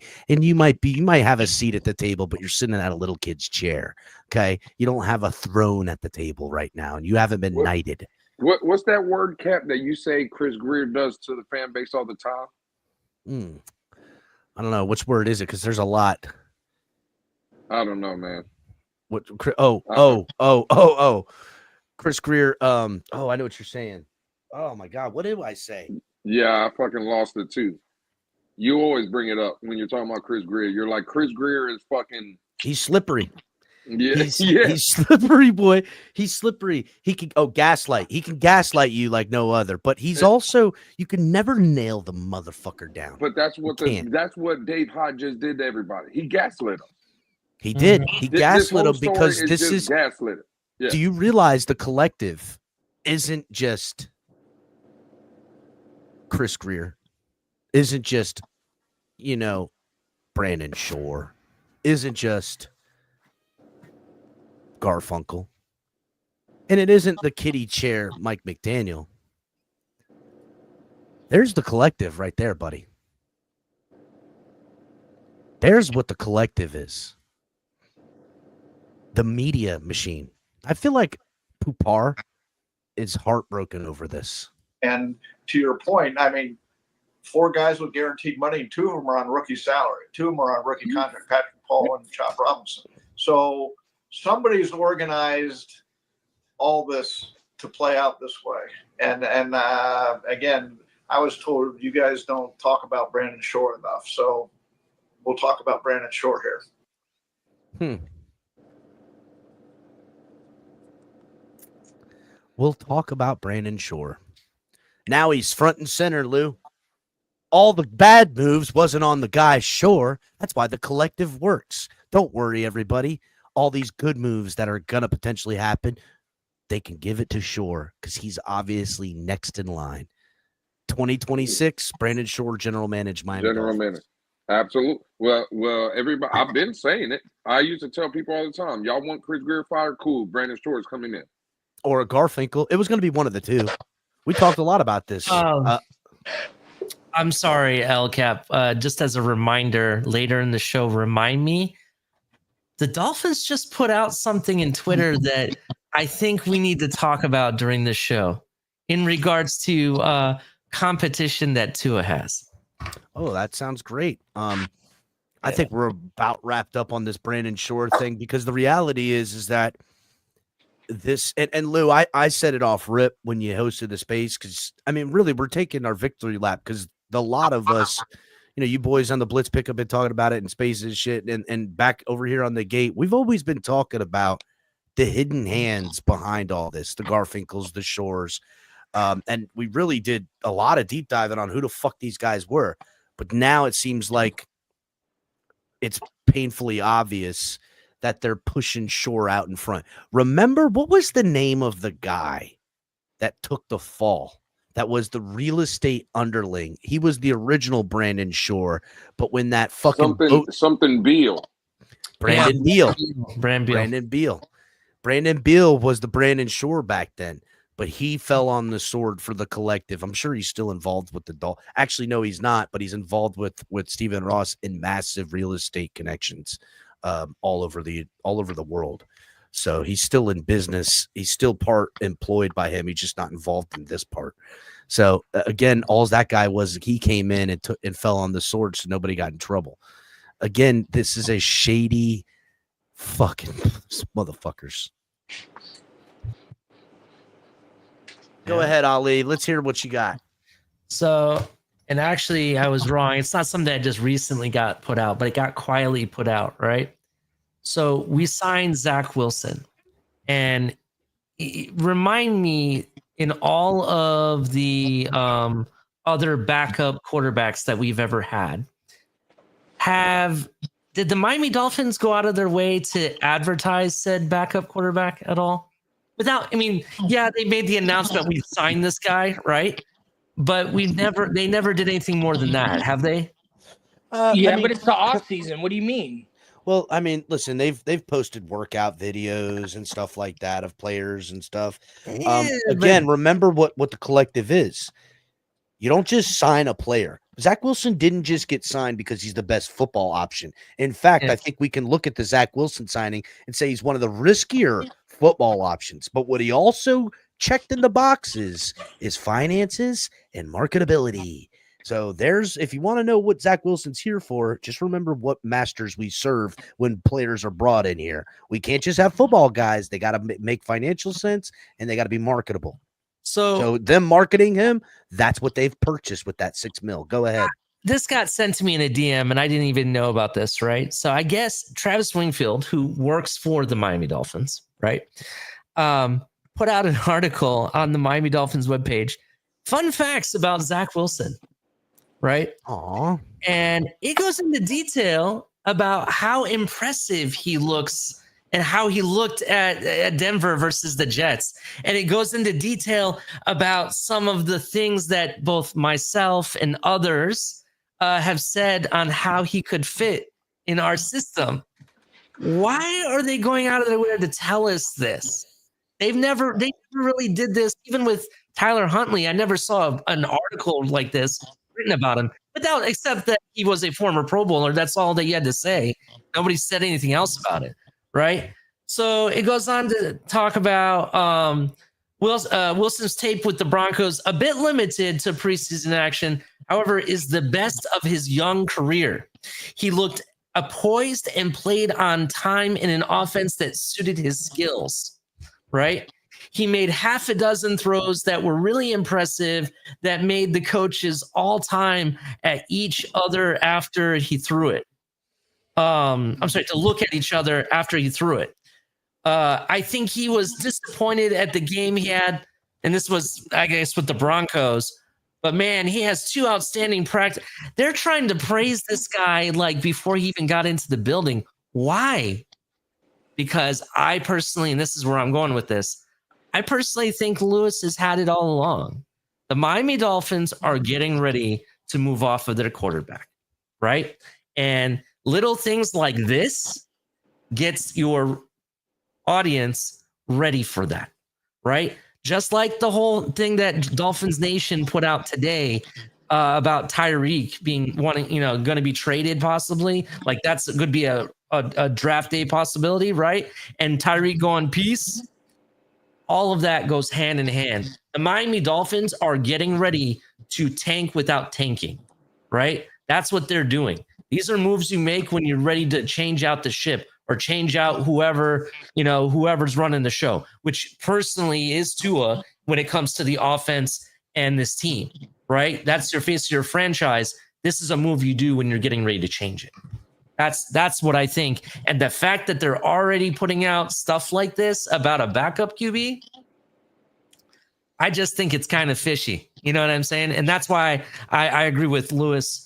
For all these people that think that, they're not moving off Tua and Tua will be here until 2027, I'm sorry. I think they're smoking something, personally. I don't know, man. It's what's going to serve the finance brand, right?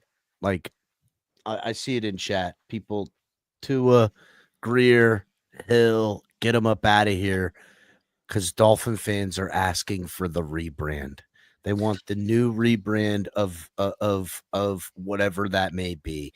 Maybe Mike McDaniel sticks around. Maybe he doesn't. But we're going to get a new quarterback. We're going to rebuild the team. We're going to get picks, and we're going to do it right this time. But it's still going to be run by the overall collective, which has loftier goals that don't include winning Super Bowls. And until we can correct that, we're only going to get the repeat of the 7-year cycle. You want the repeat of the 7-year cycle? It's already here. We have Zach Wilson. Think about this. Hold on. Before you comment, I would just want you to think about this fact, right? One of the most marketable people ever when it comes to reality TV, right? And has that type of presence. In fact, hangs out with, all those reality TV personas. Zach Wilson's mom. Zach Wilson's mom in her own right is a celebrity. And in New York, that sold like shit. That sold like crazy, right? The money, people wanting the stories, the stuff, it was in the freaking media constantly, right? That you can market that and sell it like crazy and make a killing off of it. That's why I think it'll end up being something like this. Until this cabal or collective, if you want to call it, I like calling it a cabal. I think that's a better way. Until that cabal is gone, bro, we have to live with this reality that we're in this crazy show and there's no way out of it, bro. It's a nightmare. That's really what it is. It's true, because that's ultimately, and again, when people are like, oh, Chris Greer's no longer the GM and they're hitting pots and pans in the streets, bang, ding dong, the witch is dead. Chris Greer was never the problem. All he's ever been and still is and will continue to be, if he's not the general manager, is a fucking scout. the last word for the scouting department. That's who and what he is. That's it. Mhm. And that's what this team does. That's how they operate. Finances, marketability, scouting, put together the paper. And I'm sure a lot of teams operate like this. But the order of operations will always go about the finances are the most important. And that's how a business is run. And that's fine. And people will sit here. I always get the same thing. Oh, you're so fucking dumb, Cap. What do you think? How much money would they make if they won a Super Bowl? That's the most money you can make. Steven Rells makes even more money when he hosts playoff games. Why aren't they just doing that? Because guess what? He doesn't have to do that to still make the money and more money than a lot of teams that do go on Super Bowl runs. It's just People forget this is a shared profit league, bro. Yeah, It don't they make matter all the where the money. Super Bowl is being played. Doesn't matter what games are being played and where and when and how. Even when your team is not playing, you're making money. That's the people that forget about this league, and that's why unfortunately, for some teams, the desire to compete, put your all into it is not quite there. You look at places like Philly, right?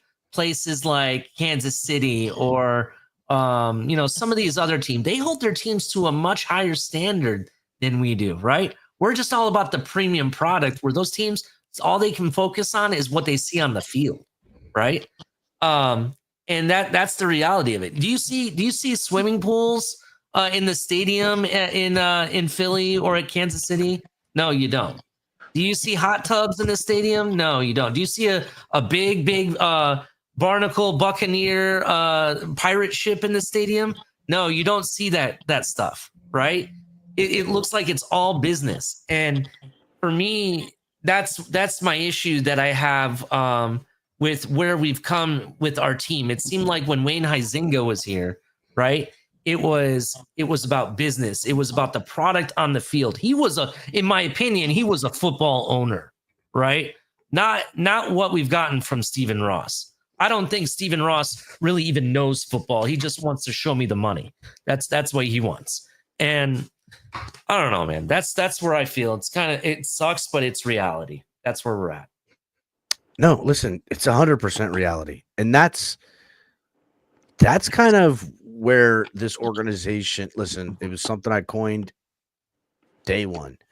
Hashtag Toss Boss Ross, because really this is what he wants from his football organization. He wants a profit. Mm-hmm. He can say he wants Super Bowls all day. We've already talked about it a million times, how much hundreds of millions and billions of dollars he's made and continues to make off of this. All of the racetrack was leveraged. All the construction was leveraged against the assets of the Dolphins. That's how he built it. He built that stadium by leveraging the credit of the team. That's what he's done because he doesn't need to get the money. He can afford it himself. He wanted to get in some ways that maybe we should have paid for the stadium. Maybe we'd have a little bit more control over it if Miami City did pay for it. Maybe they'd have more of a say so. I don't know. Maybe not. Maybe it would just be poorer for it. But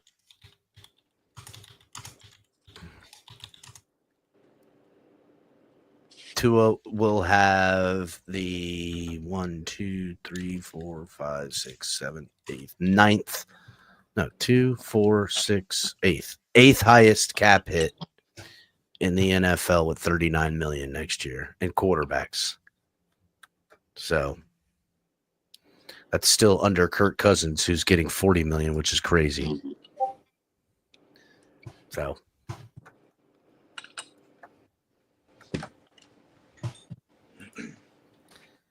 it's crazy, boys. Dolphins currently have $16.5 million on cap, according to Over the Cap. Mm-hmm. So there's still some money. A lot of people are saying that Calais Campbell should sign, and I'm hoping he does, but I don't know. It's exhausting, though. 100%. I hope he signs too, LCAP. Right now, we don't really have any defensive tackle. We don't have corner. And if Will Johnson's there and he's the best corner in this draft, you really don't have a choice but to draft him, to be honest. And then you're left hanging at defensive tackle. So, Yep. Well, I always thought they were going to draft defensive tackle anyhow. So, yeah, that's what I thought. I've been saying it since last year that this was a defensive tackle draft. It's where they're going to go. It's how they draft. I mean, they'll go one of two ways: defensive tackle or cornerback. Those are the picks. Book it. They'll probably go one and then the other in the draft in their first and second round. Probably how it'll go. Probably won't draft an offensive lineman until the third fucking round. So let me ask you this. In a scenario that Tyreek Hill could be a draft day trade, what do you think said trade would look like? Well, it would all depend on what capital and to whom, right? I think there is some discussion on him being worth more after the draft, and you can get a first rounder out of him. I still think he's worth a first round no matter how you slice it, but no one's going to give up their first round this year for him. So you could potentially get their next year's first round and maybe give them a fifth and get a third out of the deal, some kind of pick swapping type of scenario. But as far as impact of trading him this year, you'll lose so much more by getting rid of him, but you'll gain so much financially and freedom for the future. Here's the problem with it. Teams are patient. They know the Dolphins are gearing to what is a quick pull the plug fire sale. In which case, why not wait until the season starts? Because if Tyreek Hill goes down week 1 with the Dolphins, he's worthless as far as trade goes. Here's my other thought of it, though. It would be more business-like, I think, if Miami traded him before the season starts, right? That's ideal. That's ideal. Think of what that does, though. What masters do the Dolphins serve? That's finance, marketing, football. Yeah, but they haven't really made. But here's the thing, though. They haven't made any moves that's going to move the needle, bro. It's still going to be low. They haven't done anything. Even the Daniels offensive guard move. If you think that wows me, I'm sorry. That doesn't wow me at all. Ali, you've been doing this. You've been doing this a while, and I think you're too close to see the forest through the trees, because you forget how much hype comes with the draft, with the marketing department in the draft picks, the UDFA signings, the mini camps, all that stuff gets that slow re-ramp to rebuild the hope. I understand, but they need that wow factor move to rebuild the hopium, right? That's what I'm talking about. And right now, they haven't made one yet. They haven't made a move that really refills that hopium canister that they put in the balloons, right? They haven't done that. And at the draft, if you were to trade Tyreek, right, and made some blockbuster move, that would refill that canister. So my question is, what do teams really want to pay for Tyreek? You're telling me that you think he's still worth up to a first-round pick. Okay, that's fair enough. But does a team really want to pay that? They know he's going to come with a big price tag, right? They know he's getting a little bit older. I just don't see a world where a first-round pick is going to be given. If anything, and this is what I think would happen, and I hope I'm wrong. If I'm wrong, then great. I hope I am. I only think we're going to get maybe a third and a fourth, and it will be something like we'll get a 4th round compensatory pick and then a 3rd round next year, right? Not even in this year. That's what I think is going to happen. You're just talking about offloading him for the financial gain only because you're not getting anything back. How is that a wow move to sell? It doesn't sell. That's why I'm kind of like it's fire sailing. No. They're not going to do that before season week 1 does, because you're talking about building towards the tank to get this team right. And that's what the fan wants. Building towards the tank.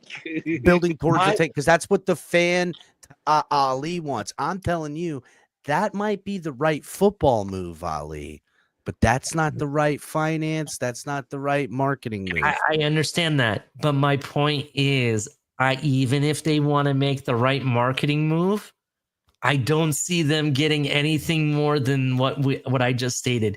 You got to be kidding me. If I find out the Miami Dolphins, hold on a second.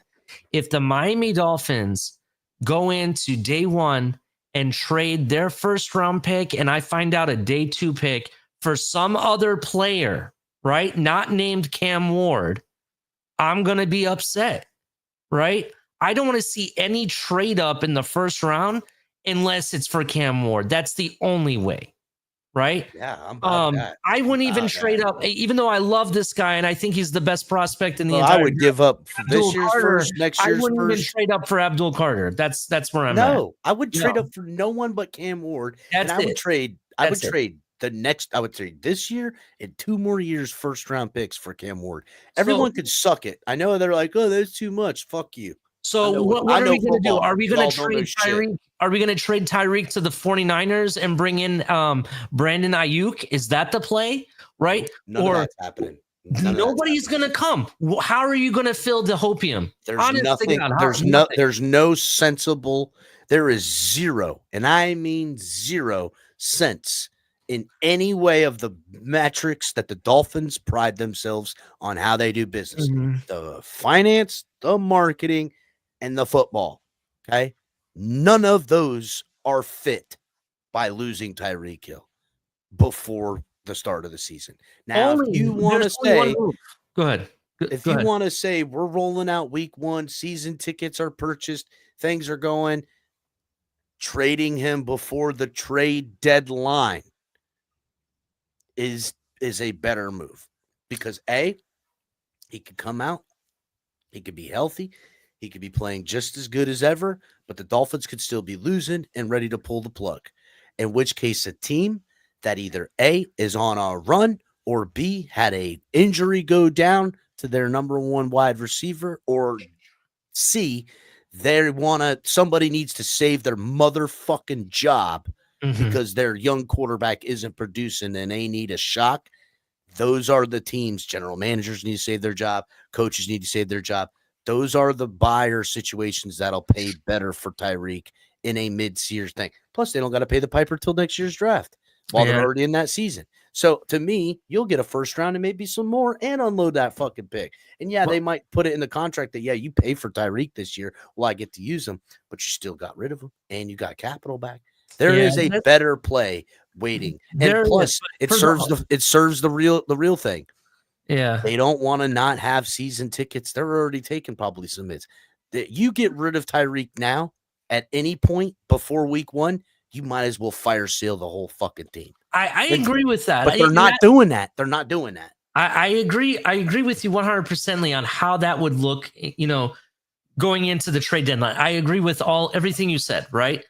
My point is that if they really want to reignite this hopium, right? The milk, the cash cow we've been talking about. This is the milk. The only move that makes sense to do to milk, and you could skyrocket that hopium, right? And not have to worry about all this turnover, is trade up for Cam Ward. That's it. That alone would reignite this whole fan base. That's going against a few things for them. Cam Ward, yes, the football thing, but his marketability isn't worth the financial costs it would cost this team to go up and get it. If they could buy playoff wins and a massive financial following day 1 on Cam Ward, they would do it. but it's just not there. It's not. And I agree that it is and could be and should be. And that is the move. I would give up whatever. I'd give Tyreek Hill 2 first picks right fucking now to get the number 1 pick or the number 2 pick or whatever it is to get Cam Ward. But that's just not what they're doing is they are milking the cow, and they're going to get one more milk out year and pull the plug mid-season. That's what it seems to be setting up for. They're going to fucking start the propaganda campaign after fucking the draft. Actually, 10 days heading into the draft, watch how the propaganda train starts trending. And then after the draft picks and all the fucking shit and all this stuff, and you see the players workout videos, everyone's gearing up, they will have that slow build. You'll see Tua, he'll go from having a keg to an 8-pack, the whole fucking 9, right? You'll see this repackaged thing come around the yonder like we always see. Once that happens, then they can start getting their ducks in a row with the marketing, the finance, the hopium, and then they can worry about football decisions once those obligations are met, then they can get back to real football business because it takes a back seat to the other things, as we've come to learn. And they will make it right. That's why they're not overspending. That's why they're not doing that. They are gearing themselves up for what the writing on the wall to me says, hey, they're not giving you any more. And in fact, where you want and got your way every year, that's not happening. You're going to have what you have and make it work. And if you can't early, we're going to pull the plug. And they got 5 weeks before motherfucking heads start to roll. That's the facts. And if it says something to them earlier than that, they're fine with it. They have prepared themselves for the tank year, and they will. And morale alone amongst seasoned veterans that are going to make money in the league for years to come don't want to be a part of a fucking tear down, tank down, rebuild thing, because who knows what happens in that. And that's where we're heading. That's where we're heading. And they would, rather than doing it now and doing it right, like you say, that's not how this operation has always worked. We always say, oh, our owner fires a guy a year too late. Oh, our owner does something a year too late. It's always it's always right on time with there's no more milk in that cow. There's no more milk in that cow. Just don't tell PETA that. They don't give a Look, damn. I mean, even look at what we've done over the past, like with Ryan Tannehill and even some certain other players, other positions. They milked it till there was nothing else that they could get out of it, and then they move off. That's what they do. Well, maybe this partial tank or silent or shadow tank. Shadow tank. That's what it is. It's the shadow tank. Maybe it'll pay off. I mean, V21, I would argue that Chris Greer hasn't been making the decisions like everybody thinks for several years now. I don't think Chris Greer's ever been a decision guy. He's just been a cog in the wheel. And that's what I want to point out, V21. It's not his fault. It's just going to be the same shit over and over again. It's the same shit, bro. It is the collective. And we got to just pray. This is all. We got to just pray that for whatever reason, one day, the marketing and the finances magically line up with enough football guys at one time to get it done. That's it. Because here's what's funny. Finances are the most important to the Dolphins, right? Having a balanced book, making profit, sales, all that stuff. But that all hinges on what they have in marketability. So really it's like a 1A, 1B type thing. Finances are the top priority, but it can't get done without the marketing. And those two things are always in the driver's seat, while in the back seat is football and what football takes to win and what happens with football. And we just got to hope that those two driving, whether it's Brandon Shore, whether it's Garfunkel, whether it's like you're saying now, V21, who'd you say? It's Champ Kelly and Marvin Allen, whether it's whomever names they want to write articles about by, fucking the Herald or whomever. The reality is that football is always a backseat. And if you don't believe me, ask Brian Flores, because when he told all the fucking tie wearing, fucking button up office management guys they don't know fuck all about football, that's what he's talking about. Give me a couple of psychopaths that, yeah, they've got agents. Yeah, they got, jerseys that sell, but they don't give a fuck about none of that. They do what I say and they play hard football. And those guys don't. This is a white collar football team. That's it. We got to hope that this trend of white collar player league soft football just catches up to where we're really good at it, because we've been mastering it for 20 years. Fuck. That's the sad reality, boys. I just fucking said it. We got to hope that this was always the right play and that we are the masters of the new way that'll catch up to us. But it just doesn't seem to be. Seems like it every time you turn around, it's always the hard-nosed football team that's winning the Super Bowl or the freak quarterback. It's one or two. We ain't never getting a freak quarterback in here. Yep, I agree. Hit the like button if you have not. If you're watching on X or Twitch or anywhere, make sure to come over to YouTube and hit the like button. Subscribe. Make sure you guys are subscribing, please. Get those likes up, everybody. Need to have the likes. And, that's pretty much it in a nutshell, bro. Yeah, that's pretty much the show. News coming out of Orlando, by the way. Oh, yeah. Let's talk about it. News came out of Orlando. Orlando is offering $10 million to the Jaguars to host their games for the 2027 season, I think it is. While their stadium is the 26 season or not. You mean Orlando? What do you mean? What stadium? So Jacksonville's redoing their UCF? stadium. Yeah, they're renovating their stadium, right? So it's going to take quite a long time and under Jaguars. Okay. Yeah. So Orlando is offering to host. They have Camping World Stadium, as you probably already know. Oh, yeah, right. Yeah, so they already have a stadium ready for them to go. I think it's a smart move for Jaguars to do something like that. And let me tell you why. Definitely. Duval County is like a small market for them, really small market. If you can plant a flag in Orlando that not only expands your market, but it also internationalizes your market. Think about all the international. Oh, yeah, people flying in all the time. A lot of people, right? yeah, a lot of people go to Disney. Yeah, a lot, yeah. Oh, they come in the bus loads. I'm not kidding. I was just there this past weekend. I know. It's ridiculous the amount of people coming and going out of Orlando, right?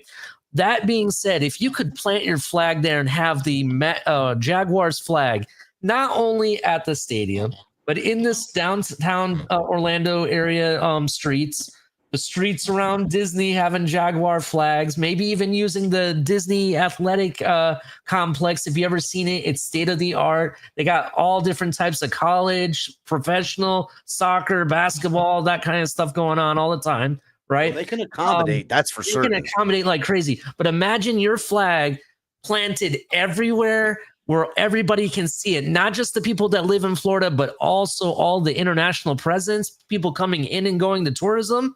Holy crap. That allows you to maximize on a market that your team technically doesn't have based on its location. So I think it's smart business. If I'm the cons, I'm really considering it. So we talked a little bit about this backstage.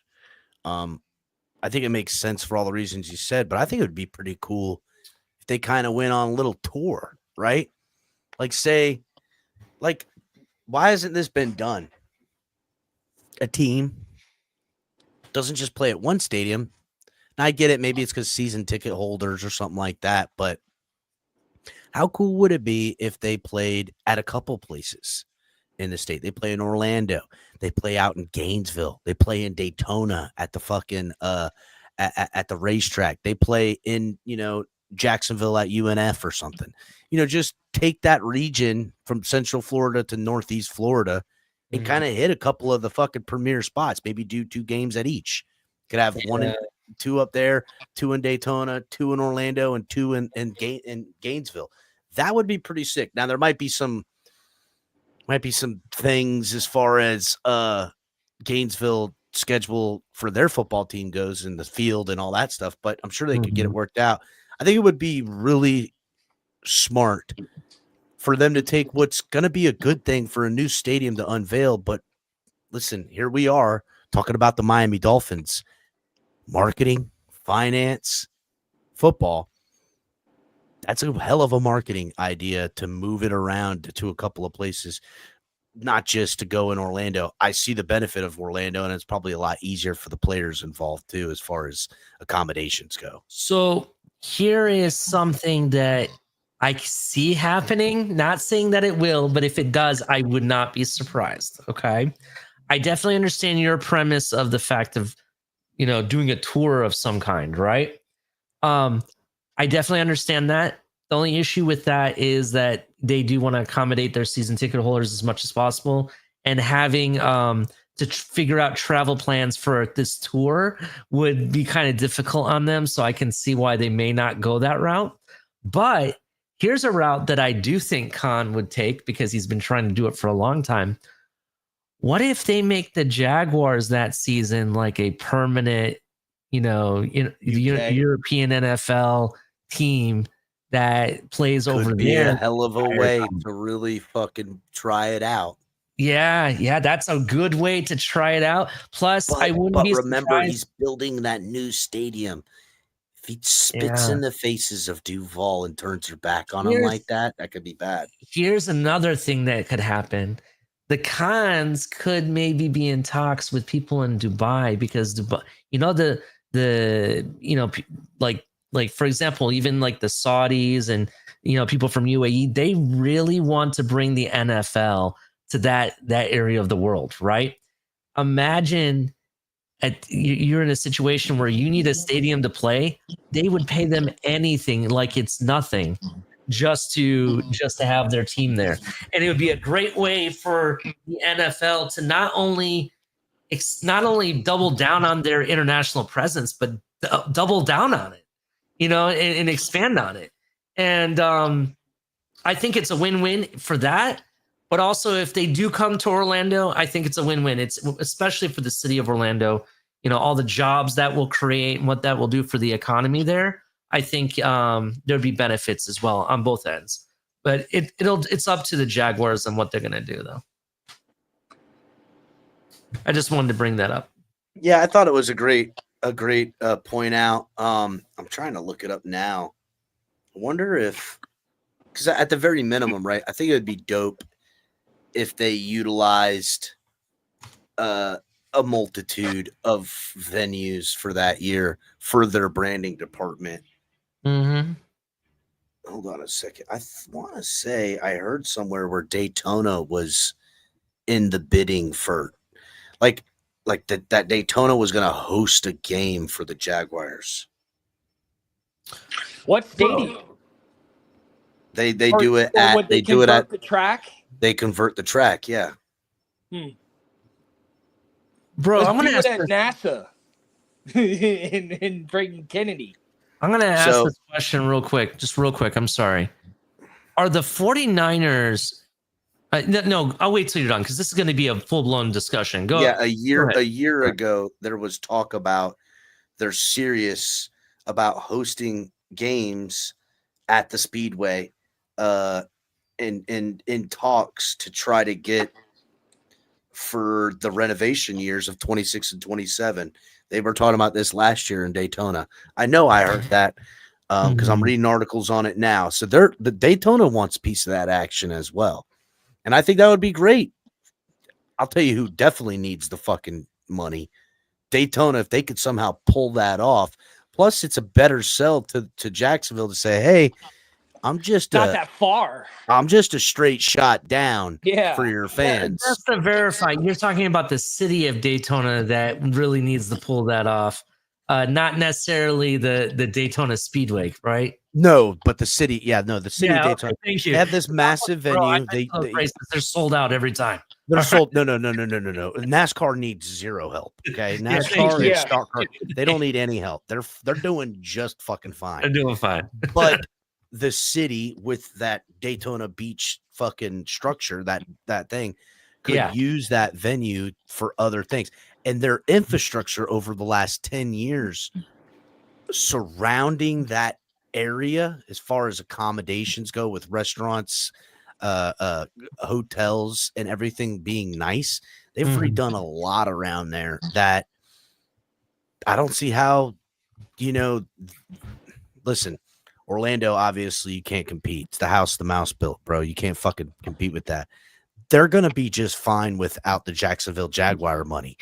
It would be cool for the Orlando Jacksonville fans to have the Jaguars there, but Daytona actually could really use that type of fucking one-off season or so. Definitely. Listen, there's a lot of talk of it being through 2026 and 2027. And Cocoa Beach could, tune in on that. Everybody and their mother makes money off of football. I mean, everybody know that. It does great everything for the economy, man. Definitely, 100%. So I wonder, that would be kind of sick. What if they do? There was also talks about split seasons between those two. Maybe they'll split one. Daytona will get it in 26 and Orlando will get it in 27 or vice versa. Who knows? It is going to be interesting to see what happens in 2026 and 2027 when the Jags essentially become homeless. And where do they plant their flag and what city gets the money? It'll be interesting to see how that shakes out. That'll be pretty cool. Gotcha. Hey, check this out. All right. I don't mean to change subjects, but I really want to talk about this. We just saw the 49ers pretty much fire sale everybody, right? They let everybody go, trading everybody away. Debo gone. Except their quarterback. Ayuk, they keep putting it out there. Brandon Ayuk is going to get traded any day now, right? How many times has he been in there for trade? God, they've been talking about it for over a year. Just put out that they are predicting a trade to happen between the Cowboys and Niners for none other than Christian McCaffrey. So if you have traded Debo, let's say you trade Brandon Ayuk, you let go of a crap ton of players, release them, whatever, you traded people away, and you just traded Christian McCaffrey. What's the point of signing Brock Purdy? What is the point? At that point, there's no point. Are the 49? Hold on. This is where I'm going. Are the 49ers getting the jump on the Manning sweepstakes of 2026? Absolutely. No. So they'll probably yes. They're going to get rid of Brock Purdy? Absolutely. They're not riding with the Brock Purdy. Here's what happened, okay? Dolphins are going to do what the Niners did last year, this year, dumbly, because the Niners didn't pay the quarterback. Color and I talked a lot about this, and Ali, you know what I'm getting ready to say. The Niners gave Brock Purdy a prove-it year type of situation with the team and everything last year. Brock Purdy couldn't get the job done, as they know. And rather than triple down or double down and sign up for the team they got, they believe enough in Shanahan to rip it down to the studs and let him build it back again. And he's literally proven that he can get a seventh-round quarterback. He's gone to the Super Bowl with two different quarterbacks so far. And he's proven that he could take a guy that I say go get and pay, or a guy that I may have said go get this dude in the draft, but I fucking didn't lose it because I got the other guy. So why not? Why not? And that's what they're doing. The Dolphins are rolling in a 2025 year with Tua that Brock Purdy got in 2024. I have a good team. A team with talent that you should be able to win a Super Bowl with. If you can't do it, then fuck you. And that's kind of where they're at now with Tua in this coming season. So, and see, I guess for me, it's so fascinating that our counterpart team, which I'll just say is like kind of like our stepbrothers over at the West Coast, right? They're not afraid of change, right? No, they want to make a change. Oh, we'll do it tomorrow instantly, right? They don't. There's no 7-year plan for anybody. You ain't doing what we need you to do. Bye. We're moving. They've never been that way, really. And I wish we were run that way. See, that's what I'm saying. We have to have this 7-year plan to create the story that proved that it didn't work. Well, I mean, God damn, dude. Well, here's the thing. They have a different collective there. They've got John Lynch. Yeah. And they've got John fucking Lynch, Shanahan. they've got Shanahan, and both of them are football guys. Thank you. That is They're absolutely football correct. guys. Yes. Both from football. Football's first. That marketing, that other shit don't mean nothing. Now, they shoot themselves in the foot by over purchasing and buying, and they did that. But guess what? They also say, we were wrong. Time to redo. So interesting stuff. Let's get the fuck out of here, boys. Hit the like button on your way out. I'm gonna play the intro again for the new intro that HB made. Let guys watch the intro on the outro. Funny. Let's let me know what you guys think about it in the comment sections at the end of the video. That would be pretty dope. So let me know what you guys think, and we'll see you guys next time. Fins up. Turner Yell makes the stop in the secondary for Denver. 1st and 10. The fake. Good block in there, and down it goes. Caught at the 30. Welcome to the Fins tailgate. It's where we elevate. Miami Dolphins talk, yeah, we never hesitate. Breaking news, hot takes, we keep it up to date. And when the fans speak up, the panel resonates. We live that aqua and orange from the field to the mic. Breaking down the plays, man, we talk it every night. From Tua to the defense, you know we keep it tight. NFL moves, you know we got the insight. We open up the floor, yeah, it's your time to shine. Fans drop the heat with opinions realigned. You got concerns, bring them, we're gonna chime. The Fins tailgates where we keep it prime. Welcome to the Fins tailgate, it's where we elevate. Miami Dolphins talk, yeah, we never hesitate. Breaking news, hot takes, we keep it up to date. And when the fans speak up, the panel resonates. The NFL's changing, but we stay on the grind. Latest breaking stories, we don't waste no time. From the trades to the rumors, we make them all align. At the Fins tailgate, we always on the climb. We're repping the Dolphins, but it's NFL wide. From South Beach to the league, we keep it worldwide. Got the fans engaged with the energy supplied. Come kick it at the tailgate, we're riding high tide. Welcome to the Fins tailgate, it's where we elevate. Miami Dolphins talk, yeah, we never hesitate. Breaking news, hot takes, we keep it up to date. And when the fans speak up, the panel resonates. So if you love the game, you know we got the gate. Tune in, speak out, don't wait, it's your fate. This is the Fins tailgate, now watch us dominate. Miami Dolphins, NFL, yeah, we integrate.